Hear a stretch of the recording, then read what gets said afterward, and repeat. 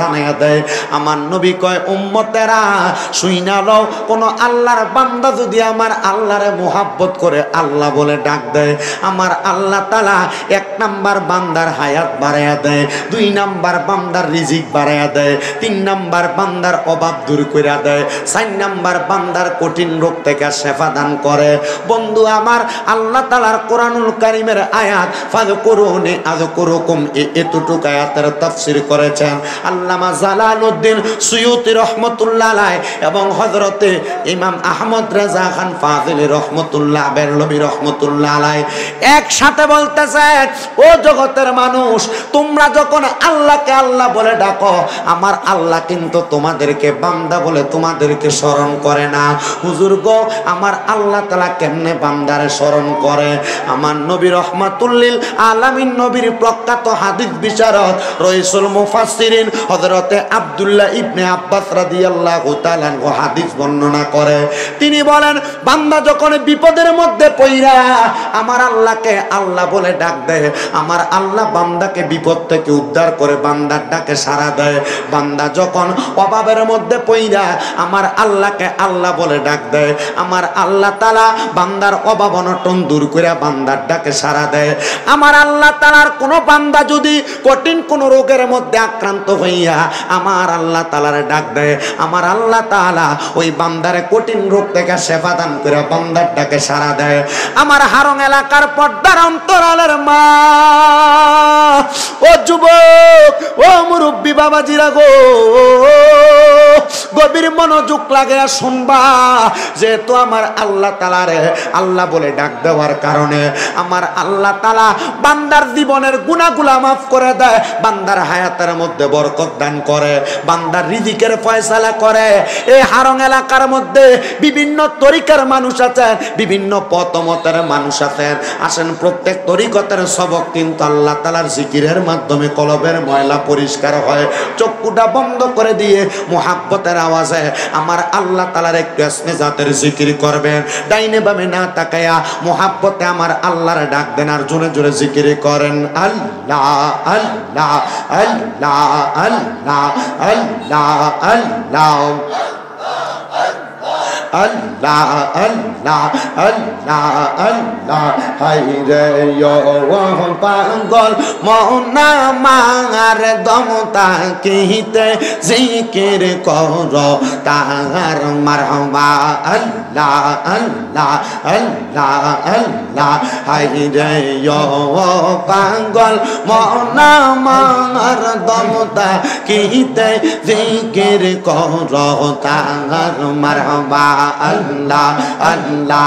দমে দমে জিকির করলে, দমে দমে জিকির করলে গুনাহ পাইবা ক্ষমা মাফ। দমতা গীতে জিকির করো তার মারহাবা। আল্লাহ আল্লাহ। হায়রে ও পাগল মন আমার দমতা গীতে জিকির করো তার মারহাবা। আল্লাহ আল্লাহ। ইয়া রহমান ইয়া রহিম নাম তার পাইলাম কোরআনে দে গো গো গো। ইয়া রহমান ইয়া রহিম নাম তার পাইলাম কোরআনে দে গো গো গো গো। নামে রুসি লাতে গো আল্লাহ, নামে রুসি লাতে গো আল্লাহ। গুনাহ ক্ষমা করবার নিয়ে থাকতে জীবন খরণ করো না মারহাবা। জবানটা কইলা আল্লাহটাকে স্মরণ নাই। আল্লাহ পাগল পাগল মন আমার দমতা কিতে জিকির করো তার মারহাবা। আল্লাহ আল্লাহ। আসিলে তুফান ভাঙবে না ঘরের বান, আসিলে তুফান ভাঙবে না ঘরের বান। মন পাখি উইরা যাইব নিজম জঙ্গলাই দমে দমে মারহাবা আল্লাহ আল্লাহ দমে দমে জফর নাগা আল্লাহ আল্লাহ দমে দমে মারহাবা আল্লাহ আল্লাহ দমের উপর বাড়িঘর দম চাপিলে সবই পর দমের উপর বাড়িঘর দম চাপিলে সবই পর দমে দমে তালাশ করো কে আছে আপন মাশাআল্লাহ আল্লাহ আল্লাহ কে বা তোমার বইন ভাই সঙ্গের সাথী কেহ নাই কে বা তোমার বইন ভাই সঙ্গের সাথী কেহ নাই পরকালে যাইবার বেলা কাউরে পাইবা না মাশাআল্লাহ আল্লাহ আল্লাহ আল্লাহ দমে দমে মারহাবা আল্লাহ আল্লাহ একজন জিন্দা নবী শুইয়া আছে গো গো মদিনার শহরে নবী গো আর কি দেখা হবে জীবনে মারহাবা আল্লাহ আল্লাহ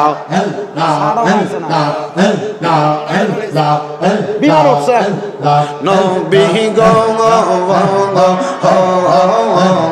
আর কি দেখা হবে জীবনে মারহাবা আমি নিদ্রা যাইতে সময় কাটে গো নবী আপনার দরুদ পড়ে নবী গো আর কি দেখা হবে জীবনে মারহাবা আল্লাহ আল্লাহ কি মায়ালা গাইলোর মদিনা পাওয়া ও লোবা নাগা আইলো রে গে সোনার মদিনা উদাসীবা নাগাইলো মারহাবা আল্লাহ আল্লাহ মদিনার পাক রোজার মাঝে শুইয়া কান্দে দয়াল নবী উম্মতের মায়াতে মারহাবা আল্লাহ আল্লাহ দিদার দিয়া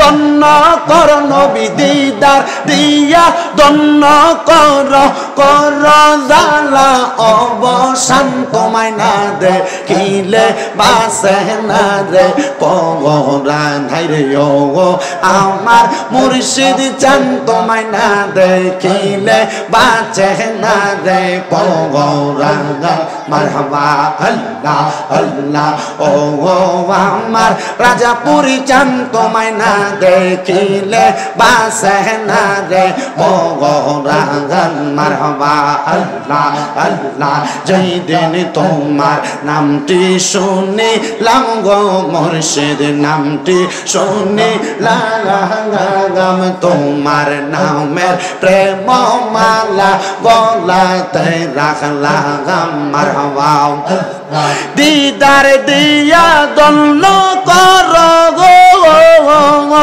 দিদার দিয়া দন্ন কর কর জালা অবসান তোমায় না দেখিলে বাঁচে না রে পগরান হায়রে আমার নাদিম বাবা জান তোমায় না দেখিলে বাঁচে না গো পগরান মারহাবা আল্লাহ আল্লাহ আল্লাহ দেখলে তারে ভালো লাগে নইলে বারে জালা হায়রে দেখলে তারে ভালো লাগে নইলে বারে জালা আমার পান মুর্শিদ রে পাইলে গো গলাই দিতাম মালা মারহাবা আল্লাহ আল্লাহ আল্লাহ আল্লাহ আল্লাহ জালাই জালাই জইলা পইরা অন্তর হইছে কালা হাইরে জালাই জালাই জইলা পইরা অন্তর হইছে কালা হাইরে মুর্শিদ প্রেমে জইলা পইরা কয়জন আছে বালা হাইরে মুর্শিদ প্রেমে জইলা পইরা কয়জন আছে বালা আমার মুর্শিদ রে পাইলে গো গলাই দিতাম মালা মারহাবা আল্লাহ আল্লাহ আল্লাহ আল্লাহ আল্লাহ আল্লাহ লা ইলাহা ইল্লাল্লাহ মুহাম্মাদুর রাসূলুল্লাহ সাল্লাল্লাহু আলাইহি ওয়াসাল্লাম। সবাই পড়ি সাল্লাল্লাহু আলাইহি ওয়াসাল্লাম। আল্লাহুম্মা আমিন, আল্লাহুম্মা আমিন। আলহামদুলিল্লাহি রাব্বিল আলামিন। আসসালাতু ওয়াসসালামু আলা রাসূলিহিল কারীম। রব্বানা যালামনা আনফুসানা ওয়া ইল্লাম তাগফির লানা ওয়া তারহামনা লানাকুনান্না মিনাল খাসিরিন। ইয়া ইলাহি রহম ফরমা, মুস্তাফা কি ওয়াসতে খুলে দে দরওয়াজায়ে রহমত গাদা কি ওয়াসতে रहमतुल लिल आलमीन खत्म में रसूल जाने जगा अहमद हामिद मुहम्मद मुस्तफ़ा की वास्ते मबूदो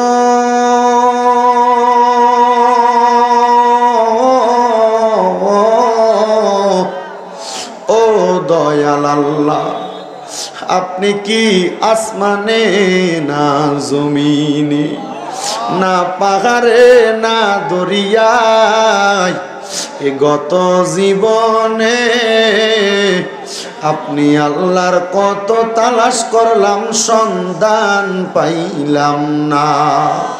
আল্লাহ বহু সন্ধানের পরে এই কুমিল্লা জেলার অন্তর্গত চান্দিনা থানাধীন ২ নং ওয়ার্ড হারং মধ্য পশ্চিম পাড়া হারং বাইতুস সালাম ব্যাপারী বাড়ি জামে মসজিদ এবং হযরত শাহজালাল রহমতুল্লাহ আলাইহি ইসলামী সুন্নি যুব সংগঠনের উদ্যোগে ১১তম ওয়াজুদওয়ার মাহফিল সাজাইয়া আমার সঙ্গে উলামায়ে কেরাম তালেবুল ইলম হুফাজে কোরআনরা, বিশেষ করে আমার দাড়ি পাকা বয়স্ক বাবারা, যুবক নজওয়ান ভাইয়েরা, ছোট্ট ছোট্ট মাসুম বাচ্চারা, আমার পর্দার অন্তরালে কত মা বোনেরা হাত বাড়াইছে। আল্লাহ, যার হাতটা তোমার কাছে মায়া লাগে, পছন্দ হয় রে আল্লাহ, ওই হাতটা কপালে লাগার আগে আগে আমরার জীবনের গুনাহগুলা মাফ কইরা আমরার বেগুনা মাসুম বান্দা বানায়া দাও। এরে আমার এই হারং এলাকার ভাই বাবারায়ো, দুনিয়ার কর্মব্যস্ততা, দোকানপাটের আড্ডাবাজি বন্ধ হইছে নি রে ভাই, মুনাজাত হইতেছে রে ভাই, আমার আল্লাহর দরবারে আমিন আমিন কইরা 2 খানা হাত বাড়াইয়া দাও। আমরার বিশ্বাস আছে রে আমার আল্লাহ তাআলা একটা হাতও খালি ফিরাইয়া দিবে না।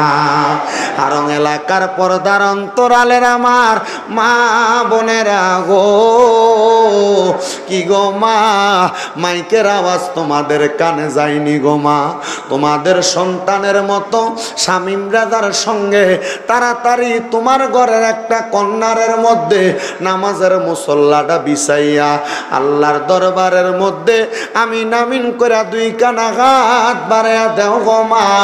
আপনার বিশ্বাস আছে আমার আল্লাহ একটা হাতও খালি ফিরাইয়া দিবে না।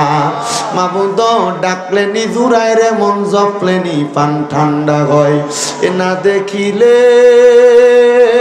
2 নয়নে নয়নে রে আল্লাহ করো আল্লাহ জাগালয় তোমার মনে। আল্লাহ আজকের মাহফিলে সবচাইতে বড় গুনাহগার আমি, সবচাইতে বড় নাকান্দার আমি, সবচাইতে নাচিস নালায়েক আমি রে আল্লাহ। আমার গুনার দিকে তাকাইলে আমার বড় ভয় ভয় লাগে রে আল্লাহ। আমার সঙ্গে কতগুলা নবী প্রেমিক আল্লাহ তোমার বান্দা তোমার হাবিবের উম্মত হাত বাড়াইছে আল্লাহ, আমার হাতের দিকে না তাকাইয়া এখানে অনেক উলামায়ে কেরাম হুফাজে কোরআন বিশেষ করে হাদি সাহেবানরা হাত বাড়াইছে। যার হাতটা তোমার কাছে মায়া লাগে ওই হাতের উসিলায় আমরা প্রত্যেকের জীবনের গুনাহগুলা মাফ করে দাও। তুমি তো অন্তর্যামী রে আল্লাহ। ওই আমরা হইলাম ফানা, আমরা সুখে কিনা দুঃখে ডাকি গো ও আল্লাহ, তুমি যাই না কি জানো না রে আল্লাহ, করো আল্লাহ জাগানোই তোমার মনে আল্লাহ। আজকের মাহফিলে কে জানি হাত বাড়াইছে, কার জানি জগতের মধ্যে আব্বা নাই।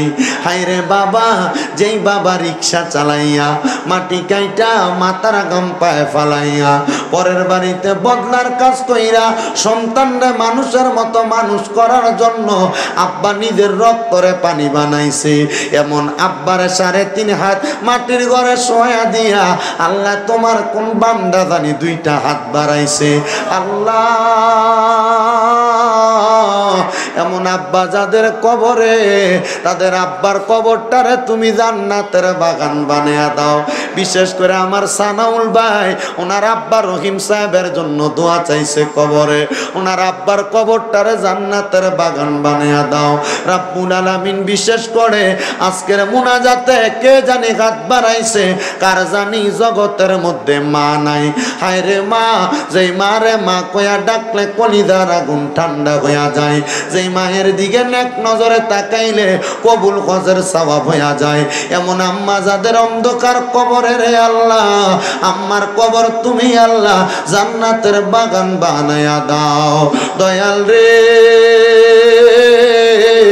কে জানি এমন মা জননী রে অন্ধকার কবরের মধ্যে শোয়া দিয়া হাত বাড়াইছে আল্লাহ। এমন অনেক সন্তান আছে, মাও নাই বাবাও নাই, জনমের এতিম, ওই সন্তানের আম্মায় আব্বার কবরটারে তুমি আল্লাহ জান্নাতের বাগান বানিয়ে দাও রব্বুল আলামিন। আল্লাহ যাদের মা বাবা বেঁচে আছে, আম্মা আব্বার হায়াতের মধ্যে বরকত দান করো।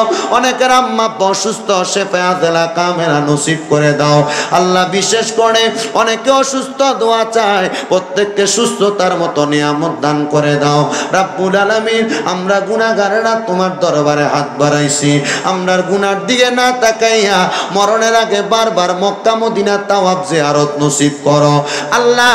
এই হারম এলাকার জান্নাতের বাগান মাহফিলে যারা টাকা দিয়া, পয়সা দিয়া, শ্রম দিয়া, বুদ্ধি দিয়া, পরামর্শ দিয়া, মাইক দিয়া, লাইট দিয়া, প্যান্ডেল দিয়া, মিডিয়ার বাইরা সহ সম্মানিত শ্রোতা মণ্ডলী, আমার যুবক ভাইরা, মুরব্বী বাবারা, পর্দার অন্তরালের মা বোনেরা, আল্লাহ প্রত্যেকের দোয়া তুমি কবুল আর মঞ্জুর করে নাও রব্বুল আলামিন। আজকের মাহফিলের যিনি সদরে জলসা মুকাররমে প্রধান অতিথি নাদিমুর রশিদ আল কাদেরী পীর সাহেব হুজুর কেবলা অসুস্থ আছেন, আমি গুনাহগার সহ মজলিসের মধ্যে যারা যারা হাতগুলা পছন্দ হয়, ওই হাতের উসিলায় হুজুর কেবলাকে শেফায়াতুল কামেলা নসিব করে দাও। অনেক প্রবাসী ভাইয়েরা বিদেশ থেকে দোয়া চাই, আমার প্রত্যেক প্রবাসীদের কামাই রুজিতে বরকত দাও, প্রবাসীদের শরীর স্বাস্থ্য সুস্থ রাখো, প্রবাসীদের মনের আশা পূরণ করো।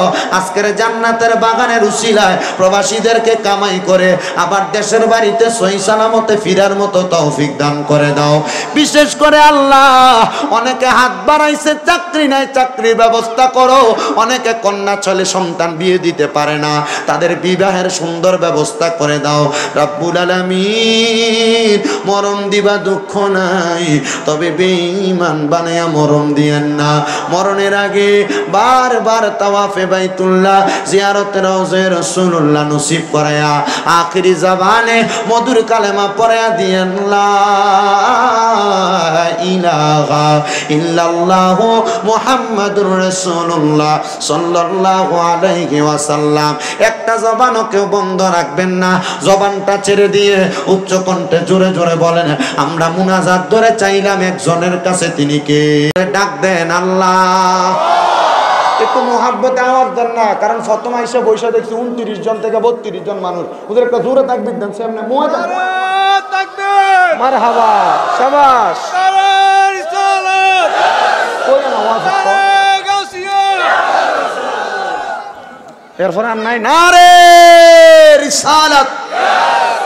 কারণ এই বন্ডটি না কইতাছে নারে রিসালাত ফালতু স্লোগান, আমরা একটু তাকবীরটা জোরে দেওয়া দরকার না, নারে রিসালাত। আল্লাহর প্রশংসা করলে লাভ আছে না নাই?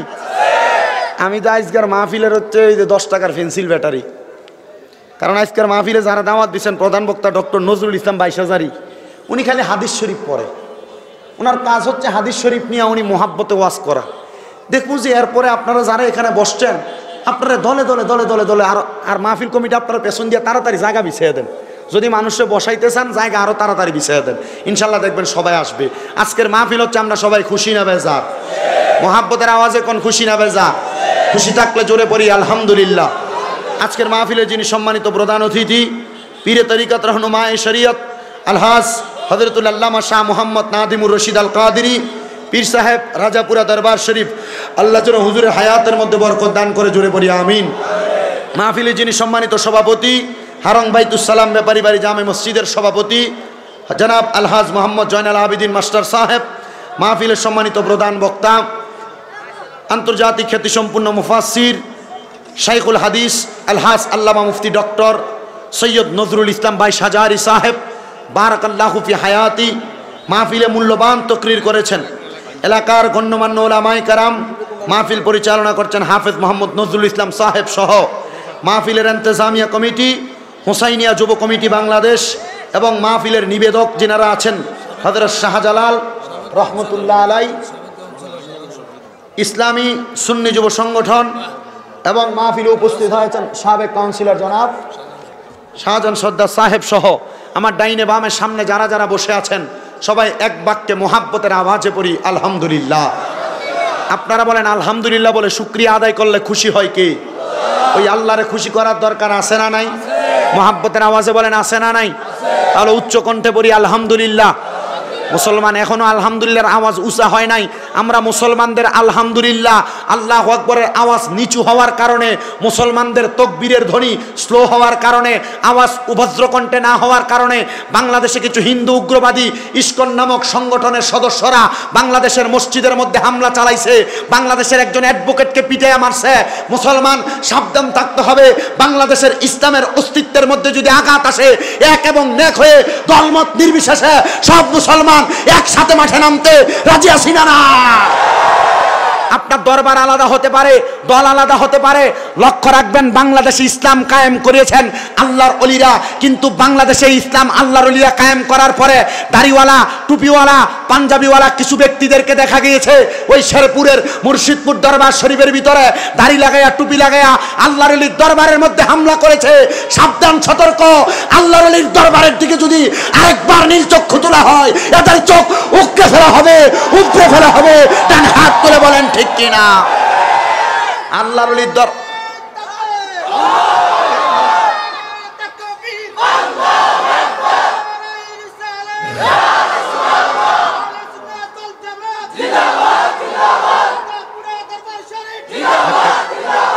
এ সুরার ঘরে সুরার আগে কইতো আল্লাহর ওলির দরবারে যাওয়া বেদাত।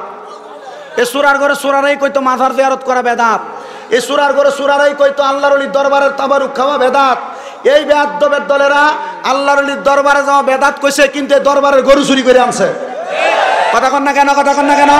এই সুরার ঘরে সুরার আল্লাহর ওলির দরবারে যাওয়া বেদাত কইতো, আবার এইগুলার হারাম ফতুয়া দিত। এরা আবার দরবারের ডেকছি চুরি করে আনছে। বাংলার মুসলমান দেখছে এদের আসল রূপ। এরার উপর দিয়ে পাঞ্জাবি লাগাইলে এরার ভিতরে সদরঘাটের মতো বাজে, নোংরা পানির মতো, বুড়িগঙ্গার মতো অবস্থা। কথা কন ঠিক কিনা? এজন্য আজকের মাহফিলের যিনি সদরে জলসা আল্লামা মুফতি নাদিমুর রশিদ আল কাদেরী পীর সাহেব হুজুর কেবলার সদরত কমের এই হারঙের মাহফিল থেকে আমরা ওই ওয়াহাবি মতবাদের বাতিল ফেরকাদেরকে একটা কথা জানান করে দিতে চাই, মাজার ভালো লাগে না যাইবা না, আল্লাহর ওলির দরবার ভালো লাগে না যাইবা না। তবে তাদের দিকে যদি নীল চক্ষু দেখে আঙ্গুল তোলা হয়, মুসলমান ঘরে বসে থাকবে। এটা আপনারা মাহফিলের স্লোগানের ভিতরে সীমাবদ্ধ। আজ পর্যন্ত সুন্নিয়ত ঐক্য করে দেখাইতে আমরা পারি নাই। কথা কন না কেন? আর এই সুন্নিয়ত ঐক্যটাকে বিভিন্ন জায়গা থেকে বিভিন্নভাবে বানচাল করা হচ্ছে। আমরা তাদেরকে সাবধান সতর্ক করতে চাই। আমরা চাই সাধারণ আম সুন্নি জনতা আহলে সুন্নাত ওয়াল জামাত এক এবং নেক হইয়া মাঠে ময়দানে কাজ করুক। যারা আহলে সুন্নাত ওয়াল জামাতের ঐক্যকে বানচাল করার চেষ্টা করবে, তাদেরকে সব মুসলমান বয়কট করবে। এ কথা বলেন ঠিক কিনা? আপনারা আমার কথার কিছু জবাব দিবেন। আমার মাহফিল কমিটির পক্ষ থেকে একটা সাবজেক্ট বাইন্দা দিছে। সাবজেক্ট হলো পিতা মাতার ওয়াজ করতাম। কারণ কি, ইউটিউবের ভিতরে আমার যে ওয়াজ যেটি ভাইরাল হয়েছে সব মা বাবার ওয়াজ। মা বাবার ওয়াজ করলে বেরিয়ে তো খুশি, বক্তা একবারে মুরব্বী যারা আছে, ও এটা করলে সমস্যা, বয়স্ক যারা আছে, যুবক যারা আছে, তারা সবাই খুশি। কিন্তু আমার কথা হইল সমসাময়িক কিছু বিষয়ের উপরে আমাকে কথা বলা লাগবে। কথা বলেন না কেন? আমি বড় কষ্ট করে আইছি।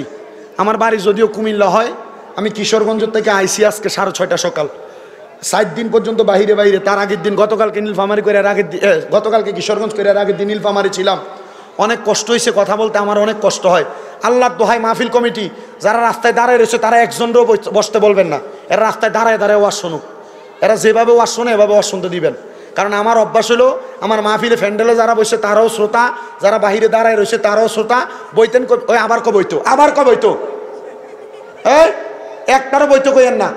আমার মাহফিলের সিস্টেম হলো, যারা দাঁড়ায় ওয়াজ শোনে তারাও শ্রোতা, যারা বইয়া শোনে, কথা কই না, যারা বইয়া শোনে তারাও শ্রোতা। আপনি কইবেন বইতো, দেখবেন এটা গুড়গুড়ে দিয়ে ডাইনিয়ার বামে থাকবে, আবার কয়, এবার ডাকতো না কেউ, আবার কইছেন, আবার হাতে, এই বইতো কখন লাগতো না, ওই আবার কয়। আরে কেটা সামলাই বইটি রে। আল্লাহ যেন কবুল করে, আমিন কন। এই আমার হাতে, এই মুরব্বী, এই কালা, এবার ডাকতেছে, কও না কেন? একজনে যায় কয় না, কেউ বসতে বললেন না। আর এনে বাসি টাসি উইসেল দিয়েন না, ও গাম্মু পুলিশ ভাই, বাসি টাসি আনসার নি না গাম্মু পুলিশ আনসার সাইয়ান বাবা, যে আন্দোলন করছিল বাবা তোমরা, ইয়া কি জানি এনে কেউ দেখেন, এদের বইতে কইছেন একজনও নাই, সব জায়গায় গেছে। তো কি লেগে আমার সোতারি রে ধরে এলেন থেকে না? আপনারও দাঁড়াই হনেন, তারাও দাঁড়াইয়া শুনুক। আল্লাহ আমরা সবাই কবিল করুক। বেশি আসতে কইছে আবার আমিন, আরো জোরে কোন আমিন। আচ্ছা বাবা, আল্লাহর ইবাদত নামাজ, ঠিক কিনা? আল্লাহর ইবাদত রোজা, আল্লাহর ইবাদত হজ, আল্লাহর ইবাদত যাকাত, আল্লাহর ইবাদত দান সদকা। আচ্ছা, এই ইবাদত যদি কেউ অস্বীকার করে, আল্লাহ কয় তারা কুফরি করে। তারা কি করে? কুফরি করে। তো এই কুফরি যারা করে তাদের ঠিকানা কি? কয় ফি নারি জাহান্নামা খালিদিনা ফিহা। সূরা বাইয়িনার শেষের অংশে আল্লাহ কয় এরা জাহান্নামী, তো জাহান্নামী কয়দিন থাকবো? কয় তারা চিরস্থায়ী বাসিন্দা হয়ে থাকবো। আল্লাহ এরা কারা? আল্লাহ কয় উলাইকা হুম শাররুল বারিয়া, এরা হলো পৃথিবীর সবচাইতে নিকৃষ্ট ব্যক্তি। পৃথিবীর সবচাইতে কি ব্যক্তি? আমার ভাইয়েরা, বাবারা, বন্ধুরা, গভীর মনোযোগ অন্তরের কানটা লাগে শুনবেন। আমার আল্লাহ তাআলা কোরআনুল কারীমের মধ্যে এই আয়াত বলে ক্ষান্ত হন নাই। এবার আমার আল্লাহ তাআলা কোরআনুল কারীমের মধ্যে আবার কোরআনের আয়াত বলতেছে, বিসমিল্লাহির রহমানির রহিম,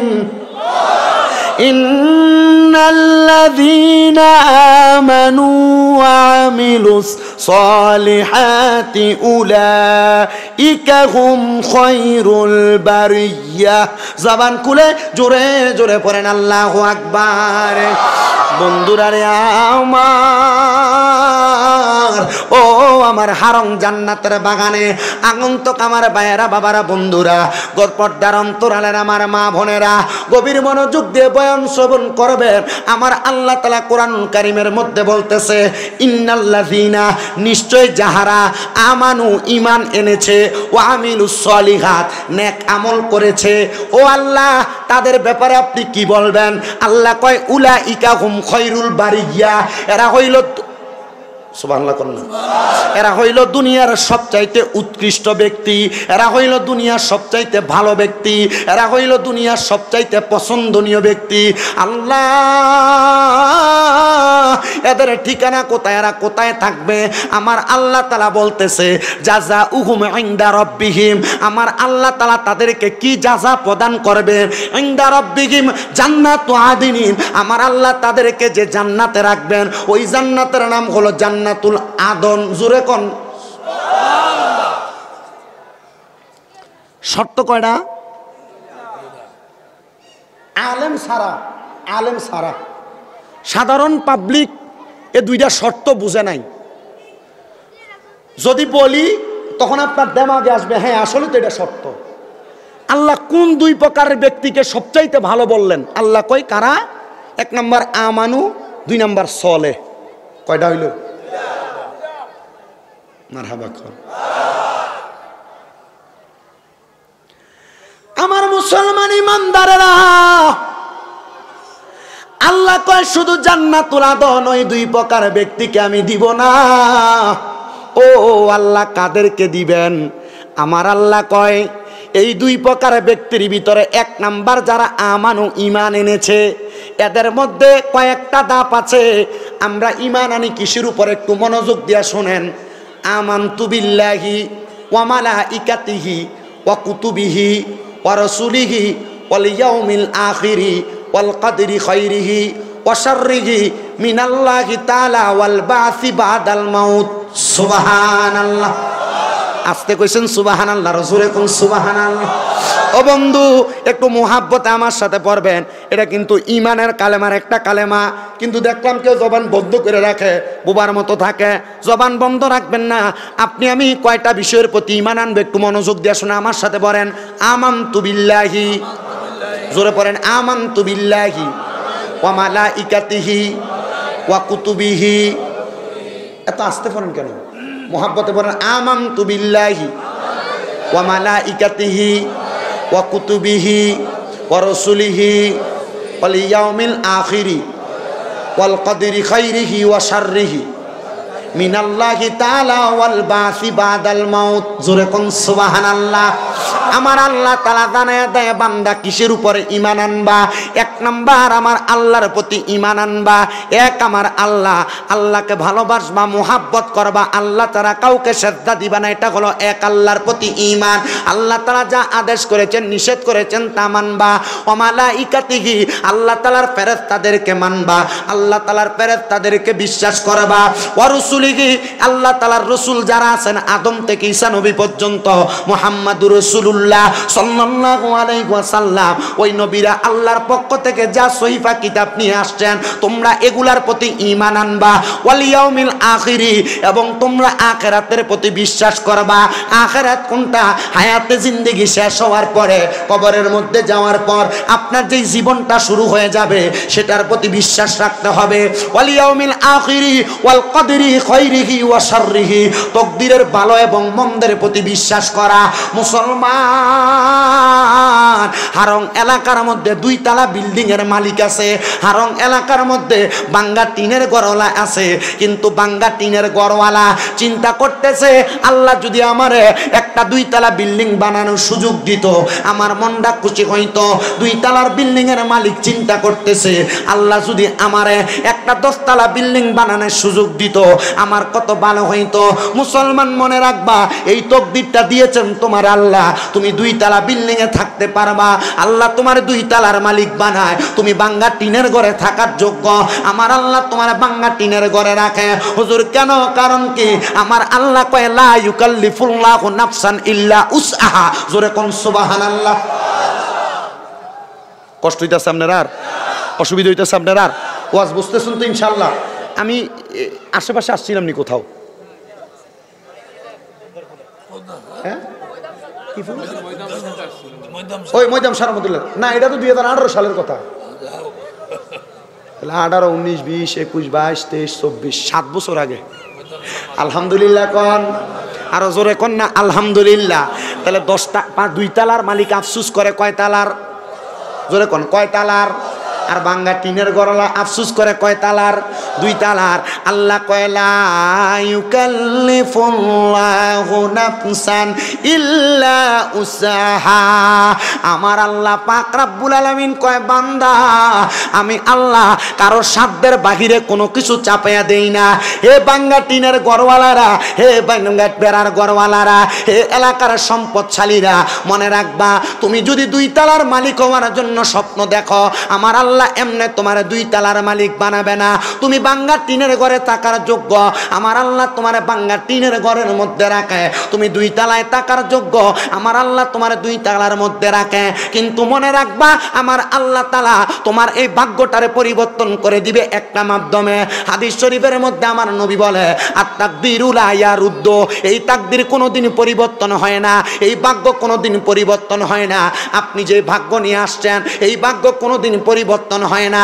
কিন্তু নবীজি আরেকটা হাদিসে মুবারাকার মাধ্যমে বলতেছে মানুষের তাকদীর একদিনই পরিবর্তন হয়ে যায়, মানুষের তাকদীর একদিন পরিবর্তন হয়ে যায়। নবী গো কখন পরিবর্তন হয়ে যায়? লাইলাতুল বরাতের রাতে আল্লাহর বান্দাদেরকে আমার আল্লাহ তাআলা আসমানের প্রথম ধাপের মধ্যে আইসা ডাকতে থাকে, রে বান্দা এই বরাতের রাতে এবং কদরের রাতে তোমাদের ভাগ্যটাকে নির্ধারণ করা হয়, আসুনি কেউ আমার কাছে চাইবা, আমি আল্লাহ তাআলা তোমাদেরকে সব দান করব।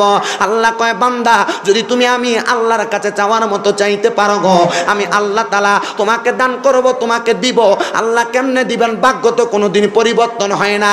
আল্লাহ কয় বান্দা এ নবীর উম্মতের দলেরা, নবীর হাদিসের দিকে তোমরা তাকাও, দেখবা তোমার ভাগ্য পরিবর্তন হয়ে যাবে। কেমনে পরিবর্তন হবে? কেমনে পরিবর্তন হবে? আমার নবী কয় ইল্লা বিদুআ, দোয়ার মাধ্যমে ভাগ্য পরিবর্তন হয়ে যাবে। জোরে কোন মুহাব্বতে কোন।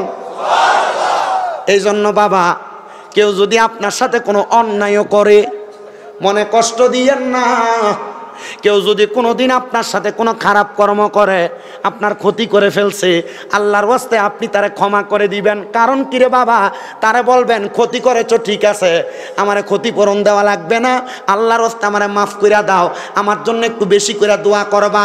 আমার একজন উস্তাদ আমারে বলে দিয়েছে, আব্বা জান যখনই যেই জায়গার মধ্যে যাইবা কেউ যদি তোমার কাছে দোয়া চায় তুমি তার কাছে উল্টে দোয়া চাইবা। হুজুর কেন? হুজুর আমারে বলছে বাবা এই দোয়ার কারণে তোমার নসিব পরিবর্তন হবে, ভাগ্য পরিবর্তন হবে। তবে সাবধান, কোনোদিন কোনো মানুষের মনে কষ্ট দিও না, কোনো মানুষের মনে আঘাত দিও না। আমি চেষ্টা করি কোনো মানুষের মনে কষ্ট এবং আঘাত না দিতে। এবার আপনারা বলেন কষ্ট না দিয়া দোয়া চাইলে ভাগ্য পরিবর্তন করে কে? এজন্য সে কয় ওরে মন ভাঙ্গা না মসজিদে ভাঙ্গা, ভাঙ্গাই আল্লাহর কাবা ঘর, ভাঙ্গাই আল্লাহর মন মন্দিরে আল্লাহর বাড়ি, বেতা দিস না তার ভিতরে মন ভাঙ্গা না ভাঙ্গাই আল্লাহর কাবা ঘর, আইরে মন মন্দিরে আল্লাহর বাড়ি, বেতা দিস না। মারহাবা কইলেন না মিয়া? মাহফিল কমিটি শুধু শুধু কমিটি সেজে লাভ নাই, তাড়াতাড়ি পিছন দিয়ে ওগলা বিছাও। আল্লাহ আমরারে কবুল করো, আমিন করো। আপনাদের কষ্ট হইতেছে? তকদির এবং ভাগ্য পরিবর্তনের ওয়াজ করতেছি ইনশাআল্লাহ। আমার ওয়াজের যে মূল সাবজেক্ট আমি সেটার দিকে যাব। যদি আমি একটা কথা বারবার যদি বইলা দেওয়া লাগে পরে আমার ওয়াজের মোট নষ্ট হয়ে যাবে। আপনার কষ্ট হইতেছে কোনো? আপনার ওয়াজ যেটা করতেছি এটা কাজে লাগবে মনে হয়?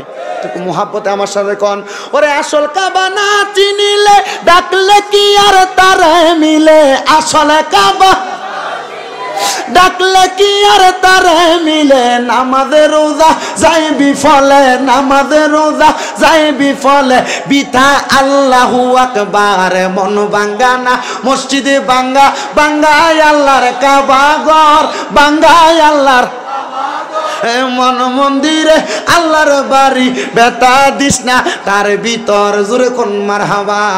মুসলমান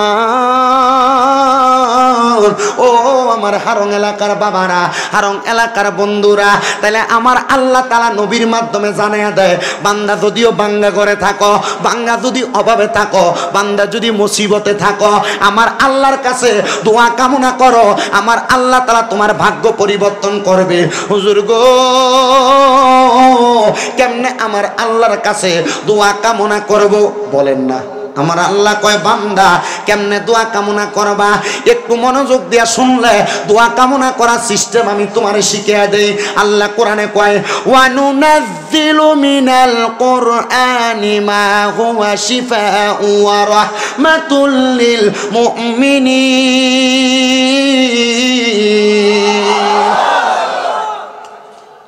আল্লাহ তাআলার কোরআন অস্বীকার করার সুযোগ আছে? আল্লাহ কয় আমি অবতীর্ণ করেছি কোরআন, মা হুয়া শিফাউ, রোগের শিফা হিসাবে। মারহাবা কন্যা। ওয়া রাহমাতুল লিল মুমিনিন, মুমিনদের জন্য। আল্লাহ কোরআনে না আপনি শিফা হিসেবে প্রেরণ করলেন, তো ভাগ্য কেমনে পরিবর্তন হইব? মারহাবা কোন। আমি আজকের জুমায় হযরতে আব্দুল্লাহ ইবনে আব্বাস রাদিয়াল্লাহু তাআলা আনহু, হযরতে আবু হুরায়রা রাদিয়াল্লাহু তাআলা আনহু, হযরতে জাবির ইবনে সামুরা রাদিয়াল্লাহু তাআলা আনহু। কয়জন? তিনজন হাদিস বিশারদের একই বর্ণনায় আমি একটা হাদিস তেলাওয়াত করছি। আমার নবী বলতেছে, দুনিয়ার জমিনের মধ্যে কোন আল্লাহর বান্দা যদি আল্লাহ তাআলার কোরআনুল কারীম তেলাওয়াত করে, এই বান্দার মধ্যে দুই প্রকার বান্দা। কয় প্রকার? এক নাম্বার মুমিন, দুই নাম্বার মুনাফিক। এই মুনাফিক এবং মুমিনের কোরআন তেলাওয়াতের ধরন হইল 60টা। কয়টা? এ আমার হারং এলাকার যুবকেরা, হারং এলাকার মুরব্বী বাবারা, হারং এলাকার পর্দার অন্তরালের মা বোনেরা, মনে রাখবা, শুধু আল্লাহর কোরআন বিনে বিনে পড়লেই কোরআন তেলাওয়াত হয় না। কোরআন তেলাওয়াত করার জন্য জাদাতুম ঈমান, এটার মাধ্যমে আপনার ঈমানটা তাজা হয়। তবে আপনি কোরআন যে তেলাওয়াত করবেন, আপনি দেখবেন আপনার ঈমানটা ঠিক আছে নি, নাকি আপনি মুনাফিক হয়ে গেছেন। কারণ সুদও খায়, মসজিদের ভিতরে বইয়া বইয়া সামনের কাতারে কোরআনও পড়ে এমন মুসল্লি আসেনি? এই কথা মানে আছে না নাই? আবার আমরা এলাকার মানুষ এটিরে ধরে নিয়ে মসজিদ কমিটির সভাপতি বানায়, সেক্রেটারি বানায়, এলাকার সর্দারির দায়িত্ব দেয়। এ হারঙের সুদকুরেরা, ঘুষখোরেরা, মনোযোগ দিয়া শোনো। সমাজের ভিতরে লম্বা লম্বা কথা বলো, সমাজের ভিতরে চার দোকানে লম্বা লম্বা কথা বলো, এমন মুনাফিকি কইরা, এমন বেঈমানি কইরা, বেআমলের মতো কাজ কইরা, হারাম খাইয়া মুমিন যে দাবি করো, এই মুমিন তো তুমি আসলে নামের মুমিন, কামের মুমিন না। নামাজ পড়বা, রোজা রাখবা, কোরআন পড়বা, আল্লাহর কোরআন পড়তে পড়তে তোমার হৃদয় ঝাঁঝরা করবা, এটা দিয়া কোনো লাভ হবে না। ও মুসলমান, ও নবীর উম্মতের দলেরা, শুদ্ধ খায় খায় বর্তমানে এখন আর এলাকার মধ্যে সুদের ব্যবসা করে না। সুদের ব্যবসাটা ডিজিটাল সুদ হয়ে গেছে। ব্যাংকে এফডিআর করে, ডিভিএস করে, কথা কয় না? এ কথা কয় না, ঠিক কিনা? আবার কেউ এফডিআরও করে না, ডিভিএসও করে না, এটারে ঘুরে ফেলায়। বলে হুজুর কেমনে? কয় এককালীন ব্যাংকের ভিতরে 20 লাখ রেখে দিছে, মাসে মাসে তুল্লা তুল্লা খায়। দেখবেন এলাকার ভিতরে কোনো কাম কাজ করে না, চা দোকানে বসে বসে মানুষের নামে গিবত করে। এমন সিটার হারং এলাকাত নাই? আছে, কিন্তু মুখ ফুটটা কইতে পারে না। কারণ কইব কেমনে? তার লাঠি জোর বেশি। কথা কন না কেন?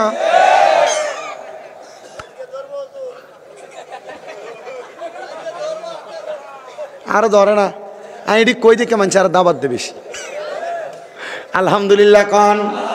হারাম করে আছে না নাই? সুদ করে আছে না নাই? গিবত করিন না আছে না নাই? মানুষের নামে দোকানে বসে হযরতা বদনাম করিন না আছে না নাই? কালকেও যদি কেউ কয় শামিম দাদা ওয়াজ করছে না, এগুলা ফালতু কথা বইলা গেছে, বুঝবেন এটার ভিতরে কোনো সুদখোর ঘুষখোর আছে। কথা কন না, ঠিক কিনা? মুসলমান, ও নবীর উম্মতের দলেরা, এই মানুষগুলা কত বিশ্রী মানুষ, এই মানুষগুলা কত বদকার মানুষ।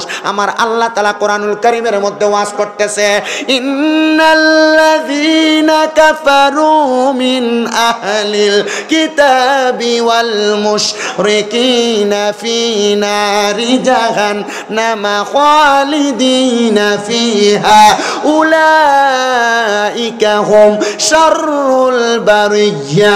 জবান খুলে জোরে জোরে কোন আল্লাহু আকবার। এই আয়াতের ভিতরে সুদখোর, ঘুষখোর, ফরের হক খাওয়াই না, নামাজ পড়ে, চুরি করে, মানুষের জমি দখল করে, অত্যাচার অনাচার করে, এরার কথা অল্প একটু জায়গায় কয় ইন্নাল্লাযীনা কাফারু, যারা কুফরি করে। কুফরি কারা করে? কয় যারা আল্লাহর আইন লঙ্ঘন করে। আল্লাহর আইন লঙ্ঘন করে কারা? কয় আল্লাহ কয় সুদ খাওয়া হারাম, এ সুদ খায়। আল্লাহ কয় নামাজ সইরা ফরের হক মাইরা খাওয়া হারাম, এ হারাম খায়, নামাজও পড়ে।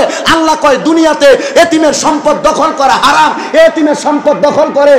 ভাই মারা যাওয়ার পরে বাতিদা জমি দেয় না, মা বাপ মারা যাওয়ার পরে বইনের সম্পদ বুঝিয়ে দেন, 1 লাখ দিয়ে শেষ। কথা কয় না, ঠিক কিনা? আল্লাহ বুঝার তৌফিক দান করুন, জোরে বলেন আমিন। আর মহাব্বতে কোন আমিন। আমার মুসলমানেরা, তো যে আয়াতের কথা বলতেছিলাম, আল্লাহ তাআলা মুমিনদের ব্যাপারে বলছে ওয়াল কদরি খায়রিহি ওয়া শাররিহি, তাকদীরের ভালো এবং মন্দ। সুবহানাল্লাহ। তাকদীরের ভালো এবং হারং এলাকায় 300 টাকা দৈনিক রোজে কাম করে আসেনি লোক, আবার 3000 টাকা দৈনিক 1 ঘন্টাতে কামাই করে আসেনি লোক। মুসলমান, ও নবীর উম্মতের দলেরা, হাজার হাজার টাকা কামাই করিন না বেড়া, আর 300 টাকা কামাই করিন না বেড়া। কোনোদিন আফসুস করবা না, শুধু কইবা আলহামদুলিল্লাহ। জোরে কোন আলহামদু, জোরে কোন আলহামদু। লিল্লাহ। যদি তুমি আলহামদুলিল্লাহ বলতে পারো, 3 লাখ টাকা একদিনে কামাই করে শান্তি পাইতো না, 300 টাকা 1 ঘন্টায় একদিনে কামাই করে যে শান্তি পাইবা।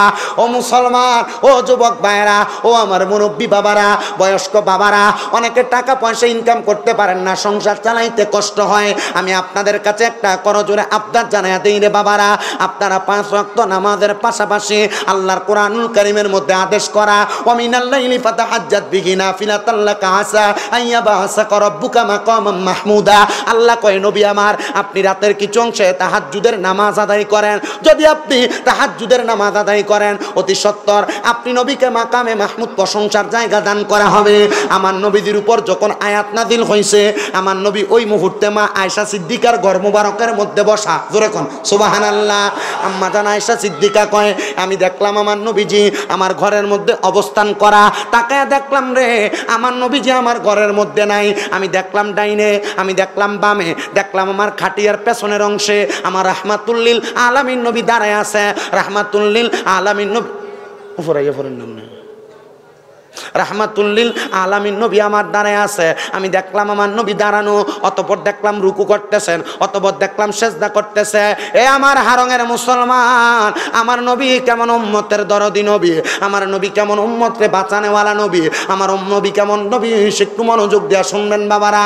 আম্মা জান আয়েশা সিদ্দিকা বলে, আমার নবীকে ওই দিন রাত্রবেলা যত কষ্ট করে দাঁড়ায় দাঁড়ায় নামাজ পড়তে দেখছি, এমন কষ্ট করে আমার নবীকে আর কোনোদিন আমি নামাজ পড়তে দেখি নাই।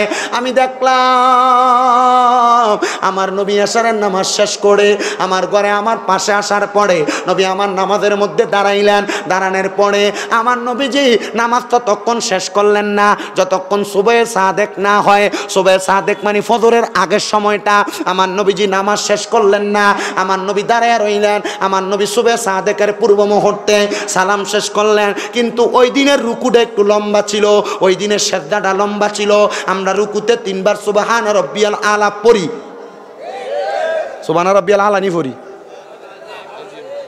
আপনারা যে কি একটা মনোযোগ লয়ে বসেন আপনারা। আমরা রুকুতে সুবহান রাব্বিয়াল আযীম, সেজদার মধ্যে সুবহান রাব্বিয়াল 3 বার, 5 বার, 7 বার পড়েননি পড়ি বাবা। আম্মা জান আয়েশা সিদ্দিকা কয়, জগতের মানুষ, আমার নবী ওই দিন 3 বার পড়লেন নাকি 5 বার পড়লেন নাকি 7 বার পড়লেন আমি বুঝতে পারলাম না। ওই দিনের রুকুটা ওই অনেক লম্বা ছিল। আমি আমার নূরের নবী রাহমাতুল্লিল আলামিন নবীকে নামাজ শেষ করার পরে জিজ্ঞাসা করলাম, ইয়া রাসূলুল্লাহ, ইয়া হাবিবাল্লাহ নবী গো, আপনি এত লম্বা নামাজ কেন পড়লেন? এত লম্বা নামাজ তো আপনাকে কোনোদিন পড়তে দেখি নাই। আমার নবীজি আম্মা জান আয়েশা সিদ্দিকার দিকে ডান দিকে চেহারা মুবারক ঘুরায়া আম্মা জান আয়েশা সিদ্দিকার দিকে তাকাইলেন। আম্মা জান আয়েশা সিদ্দিকা কয়, আমি আমার নবীজির চেহারা মুবারক দেখে আমি কান্না করে দিলাম। ইয়া রাসূলুল্লাহ, আপনার চোখ মুবারকগুলা বড় বড় হয়ে আছে, আপনার চোখ মুবারকগুলা লাল লাল হয়ে আছে, আপনি নবীজির চোখ মুবারক দিয়া বায়া বায়া পানি পড়তাছে। ওগো নবী, ওগো নূরের নবী রাহমাতুল্লিল আলামিন নবীজি, আপনি কেন কান্না করেন? আমার নবী কয়, আয়েশা, আমার আল্লাহ তাআলা একটু আগে আমি নবীর উপর একটা আয়াত নাযিল করছে। আয়াতটা হইল, ওয়া মিনাল লাইলি ফাতাহাজ্জাত বিহি নাফিলাতাল লাকা আসা আইয়াবাসাকা রাব্বুকা মাকামাম মাহমুদা। এ আয়েশা, আমার আল্লাহ এই আয়াত যখন নাযিল করছে, আমার আল্লাহ বলছে আমি নবী যদি তাহাজ্জুদের নামাজ পড়ি, আমি নবী যদি তাহাজ্জুদের নামাজ পড়ি, আমারে মাকামে মাহমুদ প্রশংসার জায়গা দান করব কিয়ামতের ময়দানে, হাসরের ময়দানে। এ আয়েশা, আমি নবী একদিন দুনিয়াতে থাকবো না, আমি নবী রওজা মুবারকের মধ্যে চলে যাব। আমার উম্মত আমি নবীরে এত ভালোবাসবে, আমি নবীর করা আমলটা আমার উম্মত করবে। রাত্রবেলা ফজরের আগে উইটা উইটা কষ্ট কইরা তাহাজ্জুদের নামাজ আদায় করবে। আয়েশা রে, ও আমার আয়েশা, আমি আমার আল্লাহর কাছে কাছে সলাতুল ইস্তেখারার নামাজ, ইস্তেসকার নামাজ পড়া দোয়া করলাম আমার আল্লাহ যেন আমার উম্মতে তাহাজ্জুদের নামাজ পড়লে কোনো না কোনো কিছু একটা দেয়। আয়েশা কই ইয়া রাসূলুল্লাহ, আমার আল্লাহ আপনার উম্মতের জন্য কোনো ফয়সালা দিছেনি? আমার নবী কয় আয়েশা, আমি নবীরে আল্লাহ একটা উপাধি দিছে, মুস্তাজাবাতুদ দাওয়াত, মুস্তাজাবাতুদ দাওয়াত, মুস্তাজাবাতুদ দাওয়াত। উলামায়ে কেরাম, মুফতাইনে কেরাম, হক্কানি রব্বানি মুহাদ্দিসদেরকে জিজ্ঞাসা করবেন মুস্তাজাবাতুদ দাওয়াতের মানে কি? মুস্তাজাবাতুদ দাওয়াতের মানে হইল যে কোনো সময় যে কোনো দোয়া করলে আল্লাহ তাআলা দোয়াটা কবুল করে, তাকে বলা হয় মুস্তাজাবাতুদ দাওয়াত। এ আয়েশা, আমার আল্লাহ তাআলা আমি নবীরে মুস্তাজাবাতুদ দাওয়াত বানাইছে। আমি নবী কোনো দোয়ার জন্য হাত বাড়াইলে আমার আল্লাহ তাআলা আমি নবীরে ফিরত দেয়। ওরে আদি পিতা আদমে যখন মুসিবতে পড়ে, মুদের নবীর উসিলাতে আল্লাহ কবুল করে। আদি পিতা মুসিবতে মুদের নবীর উসিলাতে আল্লাহ কবুল করে। সাখারাতের বিছানাতে, সাখারাতের বিছানাতে দেখা দিও রে দু জাহানের বাদশা নবী কামলিওয়ালা রে। আমার মনের ঘরেতে রেখেছি যারে, আমার মনের ঘরে রেখেছি যারে দো জাহানের বাদশা কামলিওয়ালা রে, দো জাহানের নবী মনে আসেনি, হৃদয়ে আসেনি? কার কার আছে হাত তোলেন দুইটা সোজা কইরা, একবারে সোজা। এই দুইটা হাতকে নবীর রাস্তার যারা আছে তার ভিতরে নবী নাই। নবী যদি তাই হাতটা তোলেন, এই হাতটারে নবীর রঙের পতাকা বান। আর কোন আমার মনের ঘরে তে রেখেছি যারে, আমার মনের ঘরে রেখেছি যারে দু জাহানের বাদশা নবী। বলেন না দু জাহানের বাদশা নবী রে। আমার দয়াল নবী রে, আমার মায়ার নবী রে, আমার রে, আমার মায়ার নবী রে, দো জাহানের বাদশা নবী রে, দো জাহানের বাদশা নবী। হায়রে আদি পিতা আদমে যখন মুসিবতে পড়ে, মুদের নবীর উসিলাতে আল্লাহ কবুল করে। আদি পিতা আদমে যখন মুসিবতে পড়ে, মুদের নবীর উসিলাতে করে। সাখারাতের বিছানাতে, সাখারাতের বিছানাতে দেখা দিও রে দু জাহানের রে, দো জাহানের আমার দয়াল নবী রে, আমার রে, আমার দয়াল নবী, আমার রে, দো জাহানের বাদশা নবী। ও হারঙের মুসলমান, আমার দয়াল নবী রাহমাতুল্লিল আলামিন নবী কয় আয়েশা, আমার আল্লাহ তাআলা আমি নবীর একটা দোয়া ফিরত দেয় না, কারণ আমি নবীর উপাধি মুস্তাজাবাতুদ দাওয়াত। এ আমার হারঙের সুন্নি মুসলমানেরা মনে রাখবা, নবীর শানে কেউ যদি বেয়াদবি করে, নবীর শানে কেউ যদি কোনো জায়গায় কটূক্তি করে, কখনো তাদের সঙ্গে কোনো ঝগড়া করবা না, ফাসাদ করবা না, দ্বন্দ্ব করবা না, তার সাথে তর্কাতর্কি করবা না। বলে কেন কেন কেন? কারণ তে তার মতো করে থাকবে।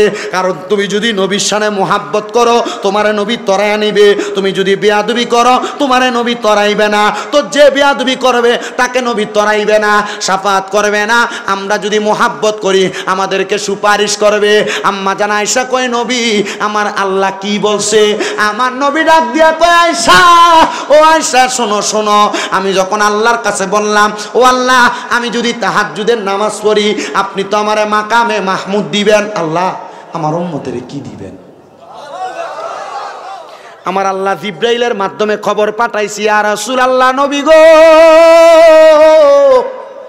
ও দয়াল নবীজি, মায়ার নবীজি, রাহমাতুল্লিল আলামিন নবীজি, আমার আল্লাহ তাআলা খবর পাঠাইছে আপনার উম্মত তাহাজ্জুদের নামাজ পড়া আমার আল্লাহর কাছে যা চাইবো,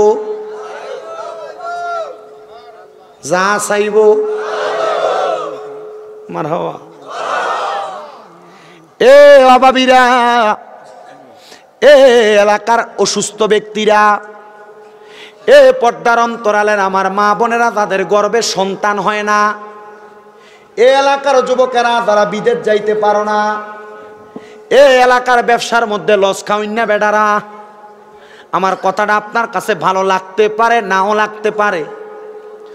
অভাবে আছেন, টেনশনে আছেন, বিপদে আছেন, মুসিবতে আছেন, কঠিন রোগে আক্রান্ত আছেন, মা বোনেরা গর্ভে সন্তান হয় না, কঠিন কোনো রোগ আপনার হয়ে গেছে, আমি বলবো সলাতুত তাহাজ্জুদের নামাজ আপনার সবচাইতে বড় ওষুধ। নবীজি তিরমিজি শরীফের হাদিস, নবী আমার বলেন আমার উম্মতের যদি কষ্ট না হইতো আমি তাহাজ্জুদের নামাজটা আমার উম্মতের জন্য ফরজ করাইয়া দিতাম। ইয়া রাসূলুল্লাহ, কেন? আমার নবী ডাক দিয়া কয় আমার উম্মতেরা যদি জানতো, আমার উম্মতেরা যদি বুঝতো, কি বুঝতো? এ তাহাজ্জুদের নামাজের কত বরকত, কত ফজিলত, আমার উম্মত তাহাজ্জুদের নামাজ কাজা করতো না। আর মিয়া সারা দূরের কথা কাজা করতো না। ইয়া রাসূলুল্লাহ, তাইলে বোঝা গেল যারা চাকরি নাই তারা যদি তাহাজ্জুদের নামাজ পড়ে আল্লাহ তাআলা চাকরির ব্যবস্থা করবে। ইয়া রাসূলুল্লাহ, যাদের গর্ভে সন্তান হয় না তারা যদি তাহাজ্জুদের নামাজ পড়ে আল্লাহ তাআলা তাদের গর্ভের মধ্যে সন্তান দিবে। ইয়া রাসূলুল্লাহ, অনেকে বিদেশ যাইতে পারে না, তারা যদি তাহাজ্জুদের নামাজ পড়ে আমার আল্লাহ তাআলা তাদেরকে তাহাজ্জুদের নামাজের উসিলায় বিদেশ যাওয়ার ব্যবস্থা করে দিবে। ইয়া রাসূলুল্লাহ, অনেক ঘর থেকে বালা মুসিবত ছাড়ে না, রোগ ছাড়ে না, জ্বর ছাড়ে না, ক্যান্সার আলসার ছাড়ে না, গ্যাস্ট্রিক ছাড়ে না, ডায়াবেটিস ছাড়ে না। আল্লাহর নবী কয় তাহাজ্জুদের নামাজ হইল মহা ওষুধ। ইয়া রাসূলুল্লাহ, তাইলে তাহাজ্জুদের নামাজ পড়লে এত সমস্যার সমাধান হয়ে যায়। নবী গো, তাহলে আপনি দয়াল নবী রহমাতুল্লিল আলামিন নবীর আনয়নকৃত তাহাজ্জুদের নামাজ যদি আমরা পড়ি আমাদের লাভগুলা এগুলা হবে। এ মুসলমানেরা, এ পর্দার অন্তরালের মা বোনেরা, আমি আপনাদেরকে একটা স্বাভাবিক ছোট্ট ঘটনা ওয়াকিয়া শোনায়া দেই, শোনাইলে আপনারা মনোযোগের সাথে বুঝতে পারবেন। আল্লাহ তাআলার একজন হক্কানি রব্বানি বন্ধু, যার নাম হযরতে আবুল খায়ের রহমতুল্লাহ আলাই, নামটা মনে রাখবেন, আবুল খায়ের রহমতুল্লাহ আলাই। হারং এলাকার মধ্যে আবুল খায়ের আছে, কিন্তু এই আবুল খায়ের আর ওই আবুল খায়ের এক আবুল খায়ের না। উনি বলেন আমি দুনিয়ার জমিনের মধ্যে কান্না করতাম, আমার দুনিয়াতে চলতে বড় কষ্ট হইতো, কিন্তু আমি আল্লাহ পাক রাব্বুল আলামিনের কাছে দোয়া করতে লাগলাম, আল্লাহ আমি দুনিয়াতে হালাল খায়া বাঁচতে চাই। কোন হারাম খায়া না হালাল খায়া? জোরে কোন হালাল খায়া না হারাম খায়া? এ মুসলমানের দল, এ বয়স্ক বাবাজিরা, পর্দার অন্তরালের মা বোনেরা, হযরত আবুল খায়ের রহমতুল্লাহ আলাইহি বলে আমি চিন্তা করতে লাগলাম, আল্লাহ যার ঘরের মধ্যে খাবার খাই, যার ঘরের মধ্যে আমি আহার করি, আমার খাবারগুলা কবুল হয় কি হয় না এটা আমার জানতে বড় ইচ্ছা হয়। হযরত আবুল খায়ের রহমতুল্লাহ আলাইহি বলে এবার আমি সব রোগের চিকিৎসা তাহাজ্জুদের নামাজ পড়ার নিয়ত করলাম। আমি ফজরের নামাজের পূর্ববর্তী সময় 2 রাকাত নামাজের নিয়ত করলাম, সানা পড়লাম, সূরা ফাতিহা পড়লাম, সাথে একটা সূরা মিলাইলাম, রুকু সিজদা করলাম, আবার সূরা ফাতিহা পড়লাম, এবার 3 বার সূরা ইখলাস পড়লাম, এমন করে 2 করে 4 রাকাত, 3 4 12 রাকাত তাহাজ্জুদের নামাজ পড়লাম। নামাজ পড়তে পড়তে আল্লাহর কাছে মুরাকাবা করলাম। মুরাকাবা কত দরবারের পীর মাশায়েখের মুরিদারা এখানে আসছেন, নাদিম হুজুরের মুরিদ আছে, রাজাপুরের মুরিদ আছেন না আপনারা, অলিতরার মুরিদ আছেন না আপনারা, আবার আপনারা এখানে রেজবিয়া দরবারের, গাউসে মাইজবান্ডার দরবারের, বিভিন্ন আল্লাহর ওলির দরবারের বায়াতরা আছেন, শাহপুরের মুরিদরা আছেন। মনোযোগ দিবেন আমার মুরিদ ভাইরা, আমার তরিকতের ভাই বাবারা। আমি আমার কাছে সব তরিকতের ভাইদেরকে একরকম মনে করি, আকীদার ব্যাপারে একরকম মনে করি। যদি তরিকতের লাইনটা আপনার সোজা মদিনাওয়ালা পর্যন্ত হয়, এবার আপনারা শুনবেন বয়ানের মধ্যে মুরাকাবা একটা শব্দ ব্যবহার হয়েছে। মুরাকাবা কাহাকে বলে? কত মানুষ তো মুরিদ হইলেন, মুরাকাবা তো কখনো কোনোদিন করেন নাই, সর্বনিম্ন 3 মাস হালাল খাবার খাইয়া, হারাম না হালাল খাবার খাইয়া, রাত্রর গভীর বেলায় 2 রাকাত নফল নামাজ পড়িয়া আপনার ডান হাতটারে আপনার ডান গালের সাথে লাগাইয়া পাটারে মিমের মতো বাঁকা কইরা আপনি চক্ষু বন্ধ কইরা একবার সূরা ফাতিহা আউযু বিল্লাহ বিসমিল্লাহর সাথে 3 বার সূরা ইখলাস পড়িরা ইস্তেগফার পড়িরা আল্লাহর হাবিবের প্রতি দুরূদ শরীফ পড়বেন, চক্ষু বন্ধ করবেন, মুরাকাবার নিয়ত করবেন। মুরাকাবার ভিতরে আপনি যেই কোনো একটা নিয়ত আনবেন, অথবা নবীকে দেখতে চাই, অথবা আমার ভবিষ্যৎ দেখতে চাই, অথবা আমার সন্তানের ব্যাপারে জানতে চাই। দেখবেন আমার আল্লাহ তাআলা মুরাকাবার মাধ্যমে আপনাকে সব খবর জানায়া দেয়। হযরত আবুল খায়ের বুঝতেছেন ওয়াজ? মুরাকাবা কেমনে করে বুঝছেন? আমার মুসলমানেরা, ইমানদার ভাই বাবারা, গভীর মনোযোগ দিয়ে বয়ানটা শ্রবণ করার চেষ্টা করবেন। আবুল খায়ের রহমতুল্লাহ আলাইহি বলে, আমি এবার মুরাকাবা করতে লাগলাম। মুরাকাবা যখন করলাম, আমি দেখলাম আমার আল্লাহর পক্ষ থেকে সাদা নুরানি পোশাকওয়ালা একজন ব্যক্তি হাজির হয়ে গেছে। আমার বলতেছে, আবুল খায়ের, এ আল্লাহর বান্দা, আজকে কতদিন পর্যন্ত ইবাদত করতেছো, কিন্তু তোমার নামাজ রোজা হজ যাকাতের যত ইবাদত কিছুই তো কবুল হয় না। কি সুবহানাল্লাহ, নাউজুবিল্লাহ।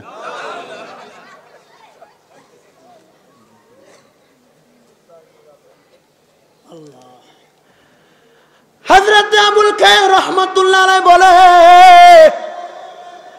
আমি যখন স্বপ্নের মধ্যে দেখলাম আজকে 3-4 মাস আমার কোনো ইবাদতই কবুল হয় না। মাথা খারাপ হওয়ার কথা না? আপনি ব্যাংকে টাকা জমা দিতেছেন, ব্যাংকে টাকা জমা দিতেছেন, ধরেন আপনি 3-4 বার জমা দিলেন, ব্যাংকে টাকা জমা দিলে কিন্তু মোবাইলে মেসেজ আসে না? কিরে, মোবাইলে মেসেজ আসলো না। ব্যাংকে যে করলেন, ভাই আমি তো টাকা জমা দিলাম কিন্তু কোনো মেসেজ আসলো না, টাকা কি জমা হয়েছে? যদি বেটা কয় না জমা হয় নাই, মাথা কি ঠিক আছে? মাথা কয় না ঠিক আছে। আবুল খায়ের রহমতুল্লাহ আলাইহি বলে, আমারে খবর দিতেছে, আবুল খায়ের তোমার নামাজ কবুল হয় না, রোজা কবুল হয় না, দান সদকা কিছুই কবুল হয় না। হে আগন্তক, আপনার কাছে আমি জানতে চাই কারণ কি? কারণ এমন আপনারা অনেকে চিন্তা করে দেখবেন, আরে আমার নামাজ দি কবুল হয় না। আমরা অনেকে চিন্তা করে দেখবেন, আপনার রোজা দি কবুল হয় না, আপনি এত ইবাদত করেন, মনে দি শান্তি লাগে না। আবুল খায়েররা বলতেছে, তোমার কাজ কি? আবুল খায়ের ডাক দিয়া কয়, আমার কাজ হইল রোম এলাকার, স্পেন এলাকার মসজিদের মধ্যে নামাজ আদায় করানো, মানে ইমাম সাহেব। নাম কি? আমরা হুজুররা ডেঞ্জারাস একটা জায়গার ভিতরে বইয়ে রয়েছি। এ ফোলা ভাইন্ডির কি ডাক দিন না? কেউ নাই আনে?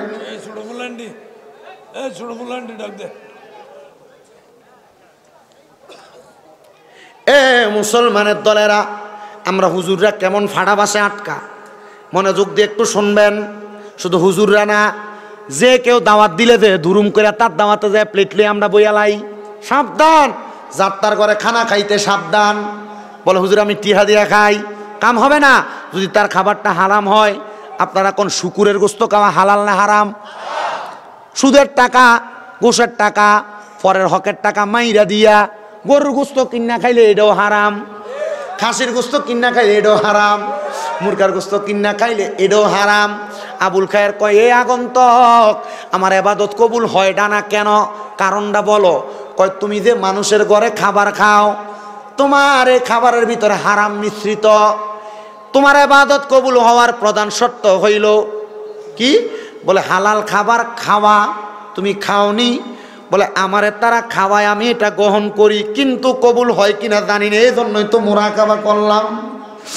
আবুল খায়ের, ও আবুল খায়ের, তাহলে এখন থেকে খাইবা না ছাড়বা? আল্লাহর ওয়াস্তে মাফ চাই, এত কষ্ট করে ইবাদত করি, আমার ইবাদত কবুল হবে কি হবে না এটার গ্যারান্টি আমি দিতে পারবো না। তাইলে আমি কেন মানুষের খানা খাইতাম? উনি কয়, মানুষের খানা খাওয়া বন্ধ। একটানা 3 দিন পর্যন্ত ক্ষুধার্ত, পেটে কোনো খানা নাই। দেখলাম আসমান থেকে বৃষ্টি হইতাছে, আল্লাহ একটু খানার ব্যবস্থা।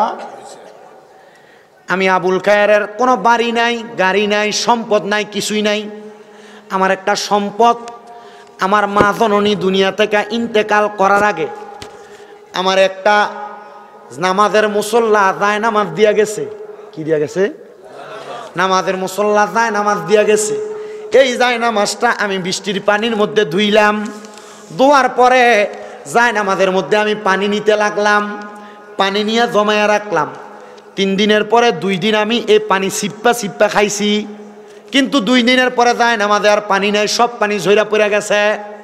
আর আমার কাছে কোনো খাওয়ার মতো ব্যবস্থা নাই। আমি যখন পানিটা পান করলাম, করার পরে 5 দিন আর পেটের মধ্যে ক্ষুধার জ্বালা সহ্য করতে পারি না, এত ক্ষুধা। আমি আবার চিন্তা করলাম তাহাজ্জুদের নামাজ পড়ি, ইবাদতে থাকলে আমার আর কষ্টের কথা ক্ষুধার কথা মনে থাকবে না। আমি ইবাদতরত অবস্থার মধ্যে থাকলাম। এবার তাহাজ্জুদ নামাজ পড়লাম 12 রাকাত, পড়লাম 18 রাকাত, মারহাবা, পড়লাম 20 রাকাত। আর আমার শরীরে কোনো শক্তি নাই। আমি আবার দেখলাম শরীরে যেহেতু শক্তি নাই, আমার দুরূদ শরীফ পড়া লাগবে। আমি আবার বৈশা বৈশা দুরূদ শরীফ পড়তে লাগলাম। দুনিয়ার মুসলমান, আমি আবুল খায়ের রহমতুল্লাহ আলাই যখন দুরূদ শরীফ পইরা আমার ঘরের মধ্যে অথবা নামাজের জায়গার মধ্যে ঘুমায় গেলাম, এমন টাইমে আমি দেখলাম কে জানি আমার ঘরে হাজির হয়ে গেছে। আমার সামনে আইসা, ঘুমে স্বপ্ন দেখতাছে, আমি দেখলাম আমার সামনে আইসা আমার ডাকতাছে, এ আবুল খায়ের ওঠ। তাকে দেখ না রে, তোর ঘরের মধ্যে কে আগমন করেছে? বলে কে আগমন করেছে? কয় আখরি জামানার পয়গাম্বর মুহাম্মদুর রাসূলুল্লাহ সাল্লাল্লাহু আলাইহি ওয়াসাল্লামের আগমন হয়েছে। জবান খুলে জোরে জোরে পড়ি সুবহানাল্লাহ। আবুল কার বলে আমি আমার মাথাটা উঠে দেখলাম ওনার ডাইনে একজন মানুষ দেখা যায়, বামে একজন মানুষ দেখা যায়, পেছনে একজন মানুষ দেখা যায়। জিজ্ঞাসা করলাম আগে আপনার পরিচয় দেন। উনি কয় আমি হইলাম বেলায়েতের বাদশাহ, আমার নাম হযরতে আলী কাররামাল্লাহু ওয়াজহু। বলে নবীজির ডান পাশে কে? বলে হযরতে সিদ্দিক আকবর রাদিয়াল্লাহু তাআলা আনহু। নবীর বাম পাশে কে? হযরতে ওসমান জিন নূরাইন রাদিয়াল্লাহু তাআলা আনহু। নবীজির পেছনে কে? হযরতে ওমর ইবনে খাত্তাব রাদিয়াল্লাহু তাআলা আনহু। আপনি কেন আমার ডাক দিলেন? এ আবুল খায়ের, আমি ডাক দেই নাই, রহমতের নবী তোমার সঙ্গে কথা বলবে। আবুল খায়ের বলেন আমি আমার স্বপ্নের মধ্যে জিজ্ঞাসা করলাম, ইয়া রাসূলুল্লাহ, ইয়া হাবিবাল্লাহ, নবী গো আপনি কেন আমার হুজরা মুবারকের মধ্যে? আমার নবী ডাক দিয়া কয় আবুল খায়ের, আজকে 5 দিন পর্যন্ত ক্ষুধার্ত, কোনো খাবার খাও নাই। তুমি চাইলে যে কোনো মুসল্লির ঘরে খাবার খাইতে পারতা, চাইলে যে কোনো মানুষের কাছে হাত বাড়াইলে খাবার পাইতা, কিন্তু তুমি হালালের কথা চিন্তা কইরা, হারামের কথা চিন্তা কইরা মানুষের ঘরে কোনো খাবার খাও নাই। বৃষ্টির পানি খাইছ, 5 দিন পর্যন্ত বৃষ্টির পানি দিয়া তোমার কাইটা গেছে, আরো 5 দিন তোমার একবারে ক্ষুধার্ত কাটতেছে। তাহাজ্জুদ পড়েছ, এবার দুরূদ শরীফ পড়তে পড়তে ঘুমিয়ে গেলা।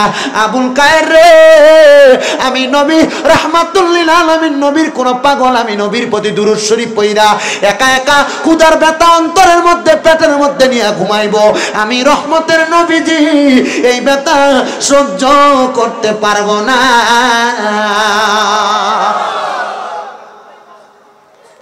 ইয়া রাসূলুল্লাহ,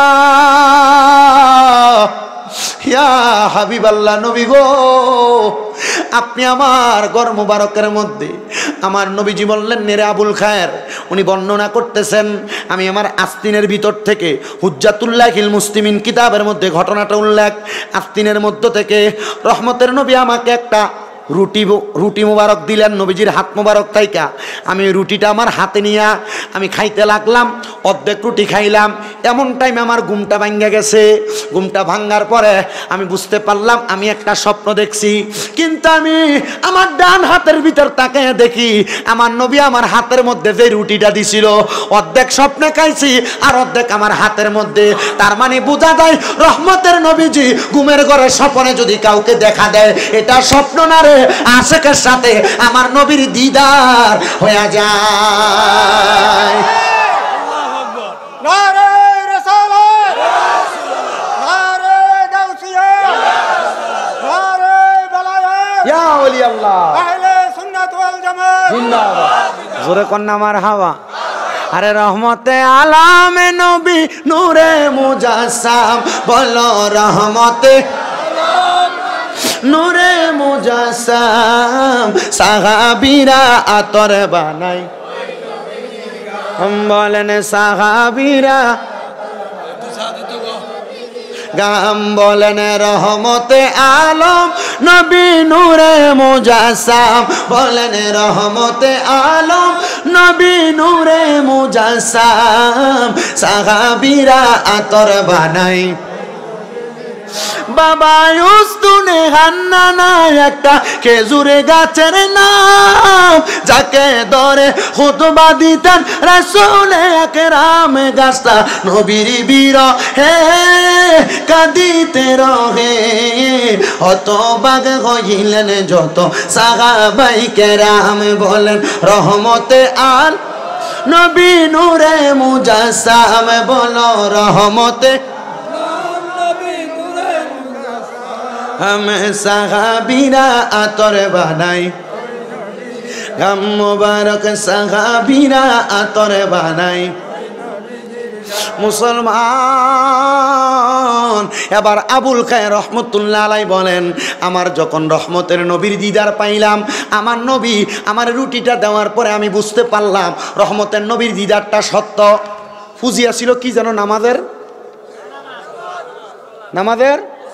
জোরে জোরে নামাজের তার মানে আল্লাহ ওয়ালার সঙ্গী নামাজের মুসল্লা হওয়ার মানে তারা নামাজ পড়তো না নামাজ দিল কেমন হ্যাঁ নামাজ আমরা এলাকার কত জিন্দা ওলি আছে যারা বিডিতের লোকের সামনে বইয়ে থাকে কথা কয় না কেন আল্লাহ আমরা বোঝার তৌফিক দান করুক এবার উনি কয় আমি বিবাহ করলাম কি করছে বিয়া মাশাআল্লাহ মজার জিনিস এই কথা কয় না আরামের জিনিস না এই বিবাহের মাধ্যমে আল্লাহ তাআলা জান্নাতের একটু স্বাদ এবং মজা পুরুষদেরকে দান করেন জান্নাতের কি দান করে মজা জান্নাতের আরাম দান করে মারহাবা কর না আস্তে আস্তে মারহাবা কয় না বোঝা যায় না বুড়াটা বিয়াতা আবিয়াতেরই চিন্তা করে আমরা কেমনে কইতাম বুঝি আমরা কি বুঝি এগুলো মহাব্বতে কন কারণ যদিও না বুঝেন আল্লাহ যেন একটা বালা বউয়ের ব্যবস্থা করে দেয় আমিন কন ওই আমিনের আওয়াজ বেশি জোরে কোন আমিন আর মহাব্বতে কোন আমিন এ মুসলমান উনি ডাক দিয়ে কয় আমি নামাজ পড়ার জন্য আমার সুন্দর একটা নামাজের মুসল্লা আমার স্ত্রীকে আমি আমার কাছে আনলাম আইনা বললাম তোমাকে মোহরানা দেওয়ার মতো আমার কাছে কোনো টাকা নাই পয়সা নাই সম্পদ নাই আমি তোমারে মোহরানা হিসেবে কন্যা কিটা দিছে কারণ কালার বেরিয়েতে মোহরানা নির্ধারণ করে এলাকার 10 লাখ মোহরানা আর চট্টগ্রামের ভিতরে তো একটা কুপথা চলে কুপথা 20 লাখ 10 লাখ 15 লাখ মোহরানা না হইলে বিয়ে হয় না কথা কয় না আমরা যৌতুকের বিপক্ষে বলতে থাকি বলি না বেশি মোহরানার বিপক্ষে কেউ বলে না এক ফোলা বেতন পায় মাত্র মাসে 10,000 টাকা আপনি এ ফোলার বিয়ার মোহরানা 3 লাখ কোন বুঝে দিলেন 3 বছরের বেতন বুঝি তার মোহরানা কথা কয় না এ মোহরানার হক দিতে পারবো তখন বউর কাছে বিবাহের রাতকে যায় মাগো আল্লাহর রাস্তায় আমারে মাফ করে দিও মা তো কয় না না ও আচ্ছা ঠিক আছে এটা শরীয়তের মাসালা শরীয়তের নুরুল আনোয়ার কিতাবের মধ্যে এটার মাসালা সুন্দর সাবেত করছে এবং শরহে বেকায়ার কিতাবুত তালাকদের ভিতরে মাসালা সাবেত করছে কি সাবেত করছে যে স্ত্রীর শরীরে কোনো একটা অংশ যদি কোনো ছেলে এটা মনে করে কয় যে তোমার শরীরের এই 3টা আমার মায়ের মতো বউ তালাক তোমার শরীরের এই অংশটা আমার মায়ের মতো এটা বললো বউ কি বউরে মায়ের সাথে তুলনা করা যাবে এ ব্যাপারে সাবধান ওয়াজটা হেদিক দিয়ে ধরতেছে একটু মনোযোগ দিয়ে বসে আমার মুসলমান ইমানদারেরা উনি নামাজের মুসল্লা দিল যে কথা বলতেছিলাম তা আমরা সমাজে মোহরানা কি ধরে বেশি ধরে তো বেশি যখন দিতে পারে না তখন ছেলে হয়তো একটা মোবাইল ফোন দেয় নসেত একটা মনে করেন যে ওই 3 পিস দিয়া বা একটা 20-25 হাজার টাকার আংটি দিয়া বা গলার চেন দিয়া কয় আমার কাছে তো এতটুক আছে এটা বাসর রাইতের উপহার আমি আস্তে আস্তে তোমার দিয়ে দেবো অথবা আমার কাছে তো দেওয়ার মতো সাধ্য নাই আচ্ছা যেদিন দিব এটা কিন্তু দাদিরা নানিরা এ সিফা বুদ্ধি শিখে দেয় এটা সিটারি এটা কি যেদিন আমার কাছে টাকা হইব এদিন আমরা বাসর করাম তখন বেডি আবার ডরে কইলা ঠিক আছে আমরা দন লাগতো না এটা কি হিসাব সিটের হিসাব। এজন্য মোহরানা কমায়া ধরবেন, যেন ছেলে বাসর রাইতে মোহরানার হক আদায় করতে পারে। যদি আপনি কমায়া ধরেন তাহলে ছেলেটা ভালোভাবে মোহরানার হক না আদায় করতে, জোরে কয় না, আদায় করতে পারবে। কিন্তু ছেলে তো এটা পারতেছে না, না পারার কারণে অনেক মুরব্বী বাবার এখানে আছেন, বউয়ের কাছ থেকে এমনি দাবি মাপ লওয়ার চেষ্টা করছেন কিন্তু বউ মাপ করছে না, মারা যাইবেন, জালেম হইয়া কবরের ভিতরে হাসরের ময়দানে উঠবেন। কেন? কারণ আপনি মোহরানার হক আদায় করেন নাই। মোহরানার হক আদায় না করে যদি মারা যান, জান্নাতে যাবেন কিনা এটার ব্যাপারে সন্দেহ আছে। কথা কি ক্লিয়ার? কথা বুঝতে পারছেন? এজন্য আপনারা যারা সম্পদওয়ালা টাকাওয়ালা আছেন বা বয়স্ক বাবারা আছেন, বিয়ে করছেন, মোহরানার হক দিচ্ছেন কি দিচ্ছেন না এটার ব্যাপারে সন্দেহ আছে, বউয়ের সাথে আজকে ডিসকাস করে নেবেন বিষয়টা, এটা নিয়ে সমাধান করবেন যে মোহরানার হক দিছি কিনা, আর দিতে পারেন আর না পারেন এটার ব্যাপারে খুব সুন্দর করে একটা সমাধান করার চেষ্টা করবেন। কথা কোন ঠিক কিনা? কারণ আমি যদি আপনার কাছে কিচ্ছা কাহিনীগুলো কইয়া চলে যায় আর আপনারা কিছু যদি আমি না বইলা দিয়ে যায়, এ ওয়াজ দিয়ে কোনো কাম হইব? কথা কোন কাম হইব? যে কথা বলতেছিলাম, উনি আমার বিয়ার মোহরানা, জোরে কয় না, আরো জোরে কন না, যায় নামাজ হইল আমার নামাজের মুসল্লাটা হইল আমার বিয়ার মোহরানা। ওই বিয়ার মোহরানাটা আমি আমার স্ত্রীকে প্রদান করলাম। মোহরানাটা দেওয়ার পর হযরত আবুল খায়েরের ইন্তেকাল হইল। এবার ওনার স্ত্রী ওনার জীবনী লিখতেছেন। উনি বলেন, আমার স্বামী ইন্তেকাল করার পরে আমি আমার সন্তানটাকে ভালোভাবে পড়ালেখা করাইতে পারি নাই, কোরআন শিখাইতে পারি নাই, সন্তানটাকে মানুষ করতে পারি নাই। আমার সন্তান আমার ঘরের যত মাল সামান ছিল সব বিক্রি কইরা স্পেন এলাকার মধ্যে যাইয়া সে নেশা করত, মদ পান করত। দুনিয়ার মুসলমান নেশা যখন করত, আমার ওই নামাজের মুসল্লাটারে আমি একদিন জোহরের ওয়াক্তে খোঁজ করতেছি, কিন্তু আমি আমার নামাজের মুসল্লাটা পাইতেছি না। হঠাৎ করে আমার সন্তান আমার ঘরের মধ্যে আগমন করলো। জিজ্ঞাসা করলাম, এরে আমার সন্তান, আমার নামাজের মুসল্লাটা কোথায়? সন্তান আমার উত্তর দেয়, মা, প্রত্যেক দিন আমি নেশা করার জন্য আমার ঘর থেকে বের হয়ে যাই, আমার একটা সামান নিয়ে যাই, বিক্রি করে নেশা করি। আজকে আমার ঘরে কোনো সামান নাই যেটা বিক্রি করে নেশা করব। মা গো মা, আজকে আপনার নামাজের মুসল্লাটা আমি বিক্রি করে দিছি। কি করবার লাগিয়া? এলাকার নেশাখোর আছে না? এটির লাগে এলাকার ভিতরে ডেক ডেকসি রয়েছে তখন যায় না? এলাকার নেশাখোর আছে না? গ্যাসের সিলিন্ডারের লাইন চুরি করে লয়ে দেখিয়া কথা কয় না, আছে না? কল ডিবের চুরি করে লয়ে দেখিয়া, মোটর বাইরে থাকতে পারে না, চুরি করে লয়ে দেখিয়া। এ নেশাখোরে জ্বালায় বড় মানুষ তিতা। আল্লাহ এগুলা থেকে আমাদেরকে হেফাজত করুন, জোরে কোন আমিন। এ নবীর উম্মতের দলেরা, এবার ওই ছেলেটার মা ডাক দিয়া কয়, এরে সন্তান, শেষমেশ আমার নামাজের মুসল্লাটা বিক্রি কইরা নেশা করলি, কিন্তু ভাগ্যের নির্মম পরিহাস, এই নেশাখোর ফোলাটা যায় নামাজটা বিক্রি করছে একটা নামাজি বেটার কাছে। মারহাবা কন, আরো ধরে কন না মারহাবা। ওই নামাজি বান্দার কাছে যখন নামাজের মুসল্লা বিক্রি করছে, ওনার নাম হইল হযরতে ফাতে আলী সুবহানী রহমতুল্লাহ আলাই।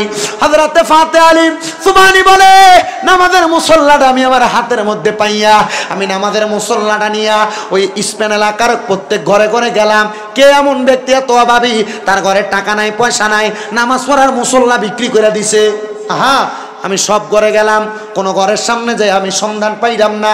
হঠাৎ করে আমি স্পেন এলাকার একবারে শেষ প্রান্তে একটা ঘরের দরজায় করান আনলাম। এ ঘরের সদস্যরা আসুনি তোমরা ঘরের মধ্যে? বলে হ্যাঁ।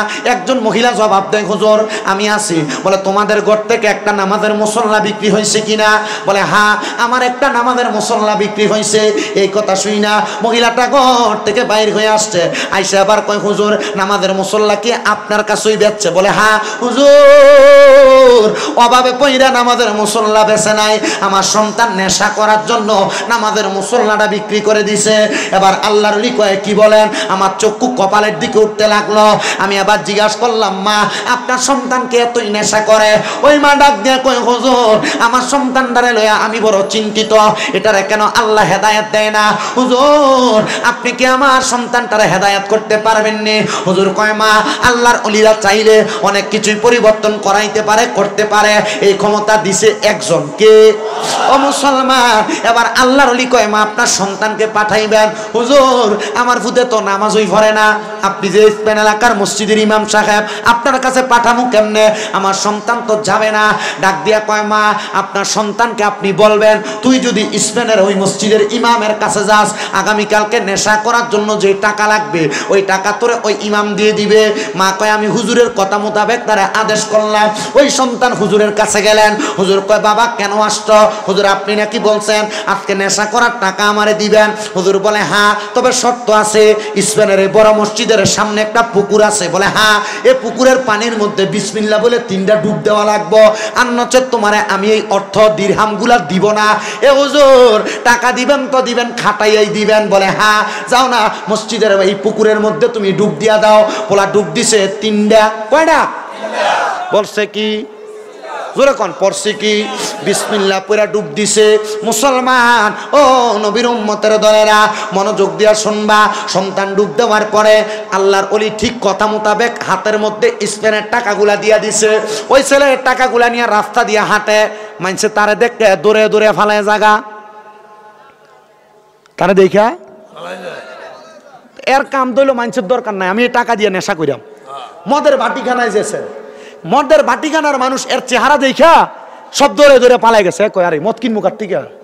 টাকা সাইজকে মদ বেচুন না নাই, মদ দেখবেন যারা এলাকার ভিতরে মাদকের ব্যবসা করে এরার লগে সহজে কেউ লাগে না। এরার লগে প্রশাসন নামক কিছু দুর্প্রশাসন এদের সাথে হাত আছে। কথা কন না কেন? এই জোরে বলেন, ঠিক কিনা বলেন? বাংলাদেশের প্রশাসনের অনেক লোকেরা এমন মাদক ব্যবসায়ীদের সাথে হাত কইরা কইরা এদের থেকে চাঁদাবাজি খায়া, চাঁদা খায়া এদেরকে ব্যবসা করার সুযোগ করে দিছে। বাংলাদেশের বর্তমান যে অবস্থা, প্রশাসনকে মানুষ ঘৃণা করছে। ভবিষ্যতে যদি এমন করে যেমন ভাবে মানুষ প্রশাসনকে পূর্বে ঘৃণা করছে, আবার ভবিষ্যতে যদি করে আবার মানুষ তাদেরকে ঘৃণা করবে। কথা বলেন ঠিক কিনা? আমরা প্রশাসনের দৃষ্টি আকর্ষণ করব, নেশা নামক দ্রব্য যে এলাকায় বিক্রি হয়, যার মাধ্যমে বিক্রি হয়, তাকে এলাকা থেকে প্রতিহত করেন, মাদক দমন হবে। আর নচেত উল্টাপাল্টা মাদক দমন কমিশন খুলবেন, আর এলাকার ভিতরে তারাই যারা দমন কমিশনের সভাপতি, হ্যাঁ এলাকায় মাদকের ব্যবসা করে। আমার চোখের দেখা যারা একা মাদক দমন কমিশনের সভাপতি, হ্যাঁ মাদকের ব্যবসা করে। চিন্তা করে দেখছেন আপনি? তা আমি খবর নিছি, আমি কয়েকজনের সাথে, কাকা লাভ কি? রাত্রবেলা পুলিশে তারা ঘরে ভাত খায়। কি খা? আল্লাহর কি গজব। যদি কোন গোয়েন্দা চত্বরের মাধ্যমে এটা জানতে চায়, আমার কাছে ফোন দিয়ে আমি দেখাই দিব কনে খায়। আমার কাছে খবর আছে। কিন্তু এরপরে খবর পাই কি জানেন? পরে যে না, ওই অন্য জায়গায় যে রাস্তার ভিতরে মালটাল ধরে, আমরা এলাকার অমুক যেতে বেছে তার কাছে না, তারা এটি বেচে যা।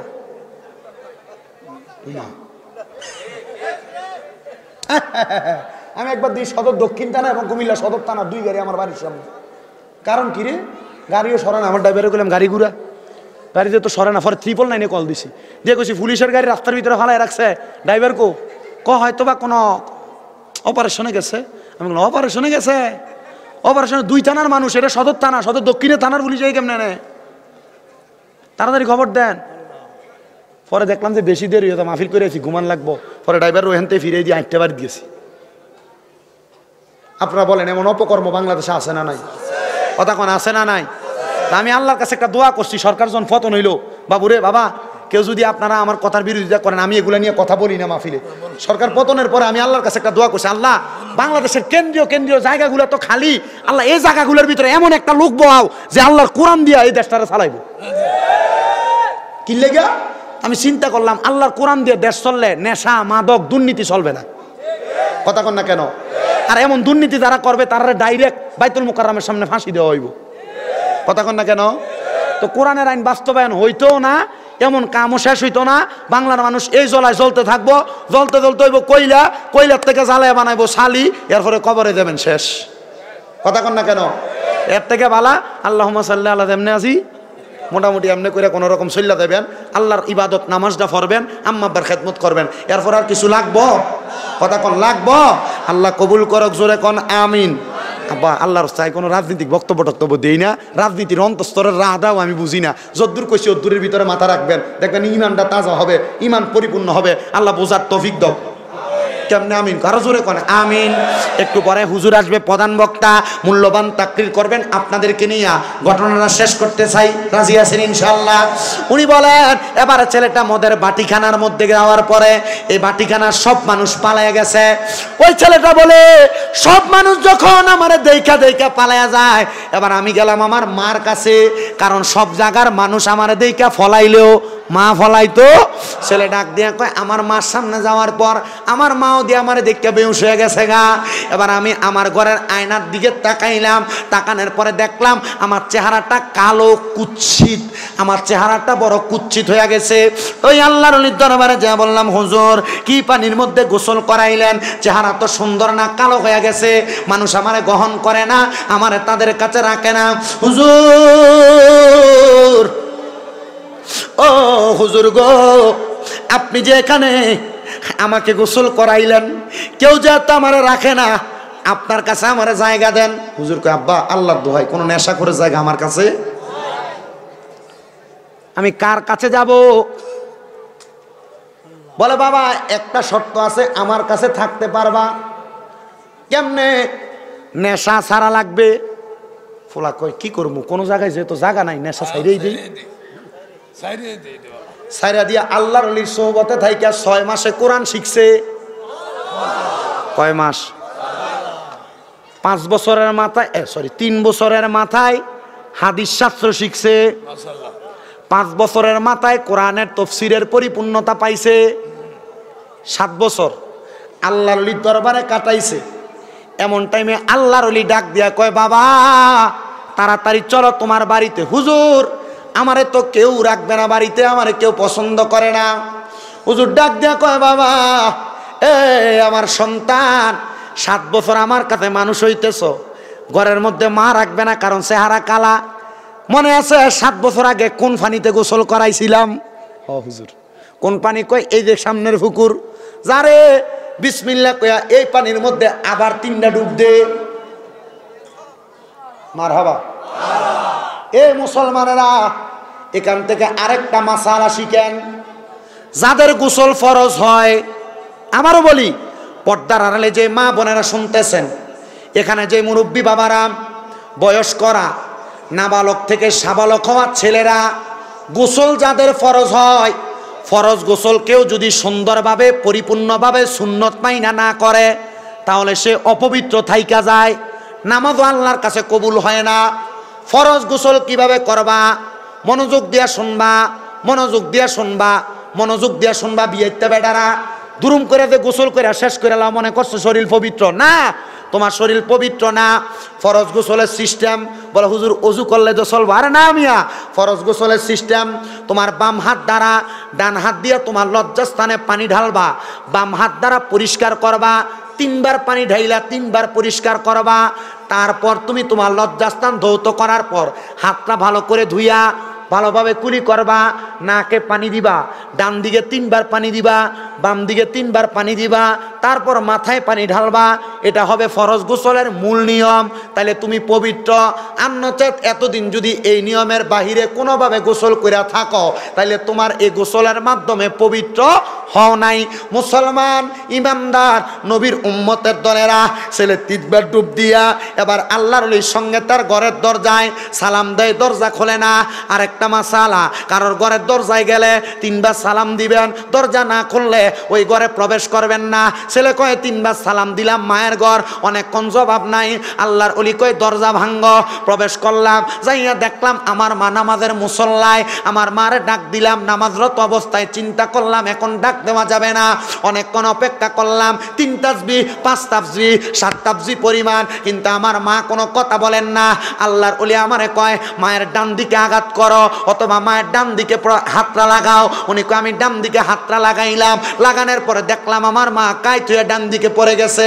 এ মা আপনি কেন এমন ভাবে পড়ে গেলেন? কারণটা কি জানতে চাই। মা জননীর দিকে তাকায় দেখে নিঃশ্বাস প্রশ্বাস শেষ, মা ইন্তেকাল করেছে।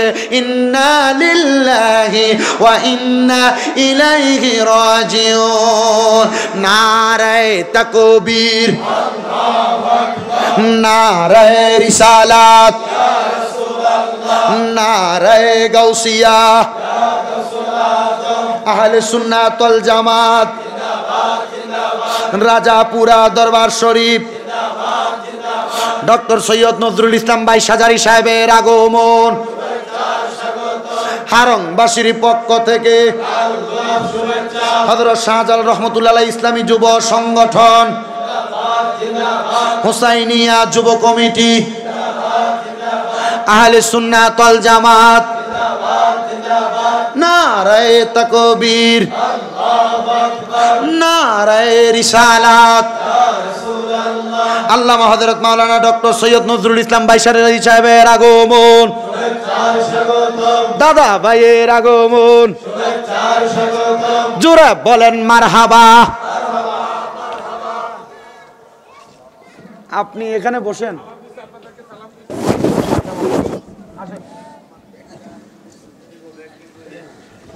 মাইকটা দেন সবাই।